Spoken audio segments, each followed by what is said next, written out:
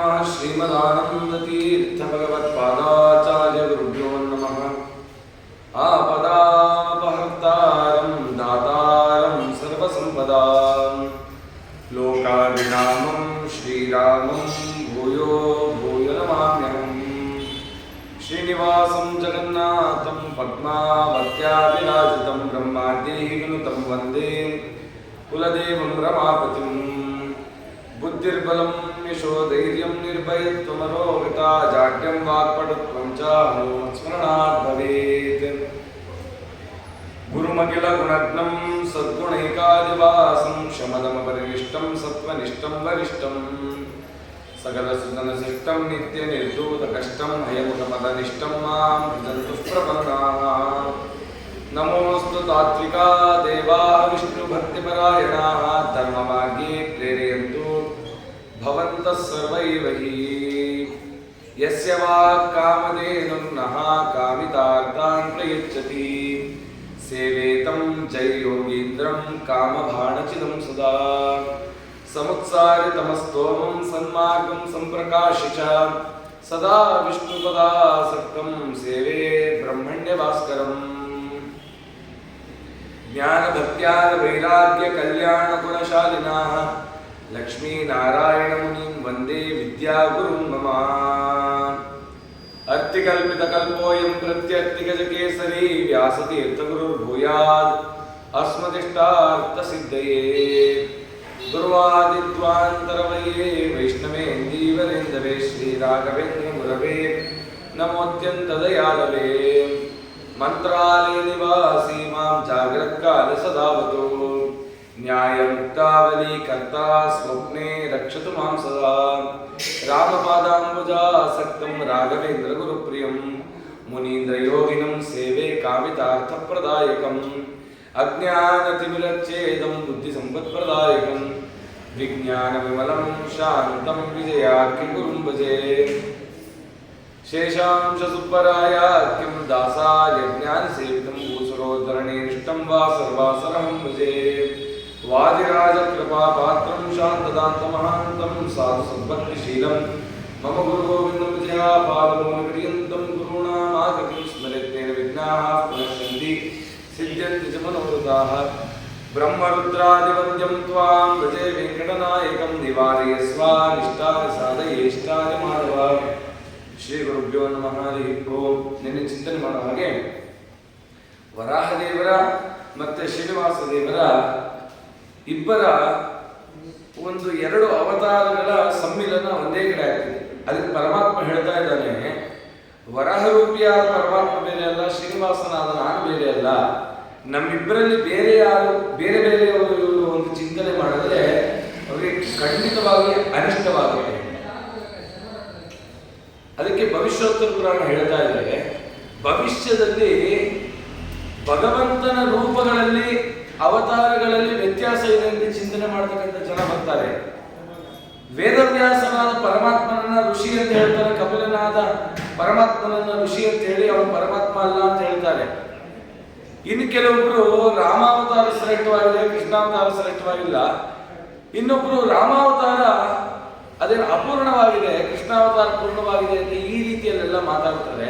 ಅಂಥವ್ರಿಗೆ ನಾನು ತೋರಿಸ್ಕೊಡ್ಬೇಕಾಗಿರತಕ್ಕಂಥದ್ದು ಏನು ಅಂತಂದ್ರೆ, ಕಲಿಯುಗದ ಜನರು ಭಗವಂತನ ಯಾವುದೇ ರೂಪ ತಗೊಂಡ್ರು ಅದು ಪರಿಪೂರ್ಣ ಅಂತ ತಿಳಿಬೇಕು. ಅಪೂರ್ಣ ಅಲ್ಲ, ಒಂದರಲ್ಲಿ ಗುಣ ಜಾಸ್ತಿ ಇದೆ, ಒಂದರಲ್ಲಿ ಇಲ್ಲ ಅಲ್ಲ, ಎಲ್ಲದರಲ್ಲೂ ಗುಣಪೂರ್ಣನಾಗಿ ಪರಮಾತ್ಮ ತಾನಿದ್ದು ಎಲ್ಲರನ್ನು ಅನುಗ್ರಹ ಮಾಡ್ತಿದ್ದಾನೆ ಅನ್ನಲಿಕ್ಕೆ ಇವರಿಬ್ರು ಬಂದ್ರಂತೆ. ಸರಿ, ವರಾಹದೇವರು ಕೇಳಿದ್ರು, ಆಯ್ತು ನೀನು ಇಲ್ಲಿ ಬಂದಿದೆಯಲ್ಲ, ಮುಂದಿನ ಕೆಲಸ ಏನು ಅಂದಾಗ ಶ್ರೀನಿವಾಸ ದೇವರು ಹೇಳಿದ್ರು, ನನಗೆ ಜಾಗ ಕೊಡಪ್ಪ, ಇರೋದು ಭೂಮಿ ಕೊಡು. ಅದಕ್ಕೆ ವರಾಹದೇವರು ಅಂದ್ರಂತೆ, ಭೂಮಿ ಕೆಳಗಡೆ ಇದೆ, ಆದರೆ ಭೂಮಿ ಬೆಲೆ ಗಗನಕ್ಕೆ ಹೋಗಿದೆ. ಗಗನಕ್ಕೆ ಹೋಗಿರುವಂತ ಈ ಭೂಮಿ ಬೆಲೆಯನ್ನು ನೀನು ಹೇಗೆ ತಗೋತೀಯಾ ಅಂತ ಕೇಳಿದಾಗ, ನಿನಗೆ ದುಡ್ಡು ನಾನು ಕೊಡ್ತೀನಿ ಅಂತ ಶ್ರೀನಿವಾಸ. ಹೇಗೆ? ಪ್ರಥಮಂ ದರ್ಶನಂ ಚಾಸ್ಯ ನೈವೇದ್ಯಂ ಕ್ಷೀರಸೇಚನಂ.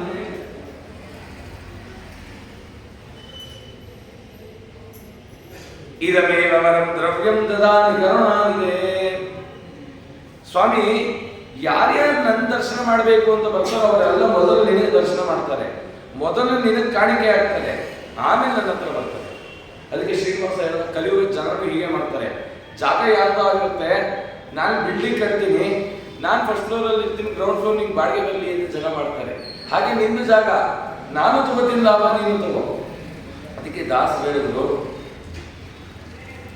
ಸ್ವಾಮಿ ಪುಷ್ಕರಣಿಯ ಸ್ನಾನವ ಮಾಡಿ ವರಹ ದೇವರ ದರ್ಶನ ಮಾಡಿ ನಿತ್ಯವೂ ಪ್ರದಕ್ಷಿಣೆಯನ್ನು ಮಾಡಿ ವೆಂಕಟೇಶ ನಿನ್ನ ಪಾದವನು ಶ್ರೀನಿವಾಸನೆ ನೀ ದಯ ಮಾಡೋ ಕರುಣದಿಂದೆನ್ನ ಕಣ್ಣೆತ್ತಿ ನೋಡೋ. ನಾವು 100 ಬಾರಿ 1000 ಬಾರಿ ತಿಮ್ಮಪ್ಪನ ದರ್ಶನ ಮಾಡ್ಬೋದು. ಶನಿವಾರ ಎಷ್ಟೋ ಜನ ಹೋಗಿ ಪ್ರತಿ ಶನಿವಾರ ಬೆಂಗಳೂರಿಂದ ಹೋಗಿ ದರ್ಶನ ಮಾಡೋರಿದ್ದಾರೆ. ಒಬ್ಬ ಕುರುಡ ಹೋದ್ನಂತೆ ತಿರುಪತಿಗೆ. ಕುರುಡ ಹೋದ ಎಲ್ಲರೂ ಕೇಳೋರು, ಅಲ್ಲ ನೀನು ಕಣ್ಣು ಕಾಣಲ್ಲ, ಆ ತಿಮ್ಮಪ್ಪನ ಕಣ್ಣಿನ ನಾವೇ ಕಾಣ್ಲಿಕ್ಕೆ ಆಗ್ತಾ ಇಲ್ಲ, ಅಂಥದ್ದು ನೀನು ಹೋಗಿ ಅಂತ ದರ್ಶನ ಮಾಡ್ತೀಯ ಅಂತ ಕೇಳುವಾಗ ಕುರುಡ ಅನ್ನಂತೆ, ನಾನು 100 ಸರಿ 1000 ಸರಿ ದೇವರನ್ನು ನೋಡಿದ್ರೆ ಪ್ರಯೋಜನ ಇಲ್ಲ. ಭಗವಂತ ಒಮ್ಮೆ ನನ್ನನ್ನು ನೋಡ್ಬೇಕು. ಭಗವಂತ ನನ್ನನ್ನು ನೋಡ್ಬೇಕು ಅಂದ್ರೆ ನಾನೇನ್ ಮಾಡ್ಬೇಕು? ತಿರುಪತಿಗೆ ಬರ್ಬೇಕಾ? ವಿಜಯರಾಜರು ಎಲ್ಲಿ ನೋಡಲು ನೀನು ಅಲ್ಲೇ ಪ್ರಾಪ್ತನಾಗಿರಲಿಕ್ಕೆ ಇಲ್ಲಿಗೆ ಬಾ ಕಾರಣ ಯಾವುದು? ಪರಮಾತ್ಮ ಎಲ್ಲಾ ಕಡೆ ಇರುವಾಗ ಇಲ್ಲಿಗೆ ಯಾಕೆ ಬಂದೆ? ಸೊಲ್ಲಿಗೆ ಕಂಬದಳು ತೋರಿದ ಮಹಾಮಹಿಮ ಅಲ್ಲಿ ಇಲ್ಲೇ ನಯ್ಯ ಬಲ್ಲ ಬಹುತ ಜನರಿಗೆ. ನಿನ್ನ ಭಕ್ತರಿಗೆ ಇದೇ ಜಾಗ ಅಂತ ನಿರ್ದಿಷ್ಟವಾದ ಜಾಗ ಇಲ್ಲ, ಎಲ್ಲ ಕಡೆ ನೀನು ಯಾಕೆ ಬಂದಿದ್ದೀನಿ ಅಂತಂದ್ರೆ ನಿನ್ನ ಭಕ್ತರ ಪುಣ್ಯದ ಪಾದದೋಳು ಸಿಗುತ್ತಲ್ಲ, ಅದೆಲ್ಲ ಕಡೆ ಸಿಗಲ್ಲ. ಹಾಗಾಗಿ ಏನಂತದ್ದು ಪರಮಾತ್ಮನ ಭಕ್ತರ ಪಾದದೊಳಗೆ ಏನಂತದ್ದು ಮಹಿಮೆ ಅಂತಂದ್ರೆ, ಕೃಷ್ಣಾವತಾರದಲ್ಲಿ ಚಿಂತನೆ ಮಾಡುವಾಗ ಕೃಷ್ಣ 16,000 ಪತ್ನಿಯರೊಟ್ಟಿಗೆ 16,000 ಅರಮನೆ ನಿರ್ಮಾಣ ಮಾಡಿದ್ದಾನೆ. ಒಬ್ಬೊಬ್ಬ ಪತ್ನಿ ಒಂದೊಂದು ಅರಮನೆಯಲ್ಲಿ ಇದ್ದಾಳಂತೆ. ಕೃಷ್ಣ 16,000 ರೂಪ ತಗೊಂಡು ಎಲ್ಲರ ಮನೆಯಲ್ಲೂ ವಿರಾಜಿಸ್ತಾ ಇದ್ದಾನೆ. ನಾರದರು ಬಂದ್ರಂತೆ, ಒಂದು ಮನೆಗೆ ಹೋಗ್ತಾನೆ, ಅಲ್ಲಿ ನೋಡಿದ್ರೆ ಅಡಿಗೆ ಮಾಡ್ತಾ ಇದ್ದಾನೆ. ಇನ್ನೊಂದು ಮನೆಯಲ್ಲಿ ನೋಡ್ತಾನೆ, ಅಲ್ಲಿ ಆರಾಮ ಮಲಗಿದ್ದಾನೆ. ಹೀಗೆ ಒಂದೊಂದು ಮನೇಲಿ ಒಂದು ಕೆಲಸ ಮಾಡ್ತಾ ಇದ್ದ. ಒಂದು ಮನೇಲಿ ನೋಡಿದ್ರೆ ಗೋಮ ಹಚ್ತಾ ಇದ್ದಾನೆ. ಎಂಜಲನೇ ಬಳಿದ ಗೋಪಾಲಕೃಷ್ಣ ಅಂತ ವರ್ಣನೆ ಮಾಡ್ತಾರೆ. ಎಂಜಲು ಬಳಿದಿದ್ದಂತ ಏನೇನೋ ಮಾಡ್ತಿದ್ದ. ಒಂದು ಮನೇಲಿ ಗಂಟೆ ಶಬ್ದ ಕೇಳಿಸ್ತಾರೆ. ನಾರದು ಎಲ್ಲಿಂದ ಗಂಟೆ ಶಬ್ದ ಬರ್ತಿದೆ ಅಂತ ಹೋದ್ರು. ಕೃಷ್ಣ ಏನಾದ್ರು ಯಾವ್ದಾದ್ರು ಪುರೋಹಿತನ ಕಳಿಸಿ ತನಗೆ ತಾನೇ ಪೂಜೆ ಮಾಡಿಸ್ಕೊತಿದ್ದಾನ ಅಂತ ನೋಡಿದ್ರೆ ಕೃಷ್ಣನೇ ಮಡಪಂಚ ಕೂತಿದ್ದಂತೆ. ನಾರದು ಕೇಳಿದ್ರು, ಏನ್ ಸ್ವಾಮಿ ಹೀಗೆ ಮಡಿಲಿ ಕೂತಿದ್ಯಲ್ಲ ಅಂತಂದ್ರೆ ಪರಮಾತ್ಮ ಅನ್ನಂದೆ, ಸದಾಚಾರದಲ್ಲಿ ನಿತ್ಯ ನಾನು ದೇವ್ರ ಪೂಜೆ ಮಾಡ್ತೀನಿ. ಓ ನೀನ್ ದೇವ್ರ ಪೂಜೆ ಮಾಡ್ತೀನಿ ಕೃಷ್ಣ, ನೀನ್ ದೇವ್ರ ಪೆಟ್ಟಿಗೆ ಯಾವ್ದಪ್ಪ? ಅವ್ರು ನೋಡಿದ್ರು ಯಾವ್ದು ಬಂಗಾರ ಸಂಪುಟವೋ ಕೃಷ್ಣಾಂಜಲವೋ ಎಲ್ಲ ಹೋಗಿ ನೋಡಿದ್ರು. ನೋಡ್ದ ಕೃಷ್ಣ ಕರ್ಕೊಂಡು ಹೋದ. ನಾರದನ್ ಕರ್ಕೊಂಡು ಹೋಗಿ ನೋಡ್ತಾನೆ, ಒಂದು ದೊಡ್ಡ ಬಿದಿರಿನ ಪೆಟ್ಟಿಗೆ, ಅದ್ರೊಳಗಡೆ ಒಂದು ಪೆಟ್ಟಿಗೆ, ಅದ್ರೊಳಗಡೆ ಎಲ್ಲ ಪೆಟ್ಟಿಗೆ, ಒಂದು 50 ಪೆಟ್ಟಿಗೆ ತೆಗೆದ. ಅದ್ರೊಳಗಡೆ ನೋಡಿದ್ರೆ ಚಿಕ್ಕ ಸಂಪುಷ್ಟ ಅಂತ.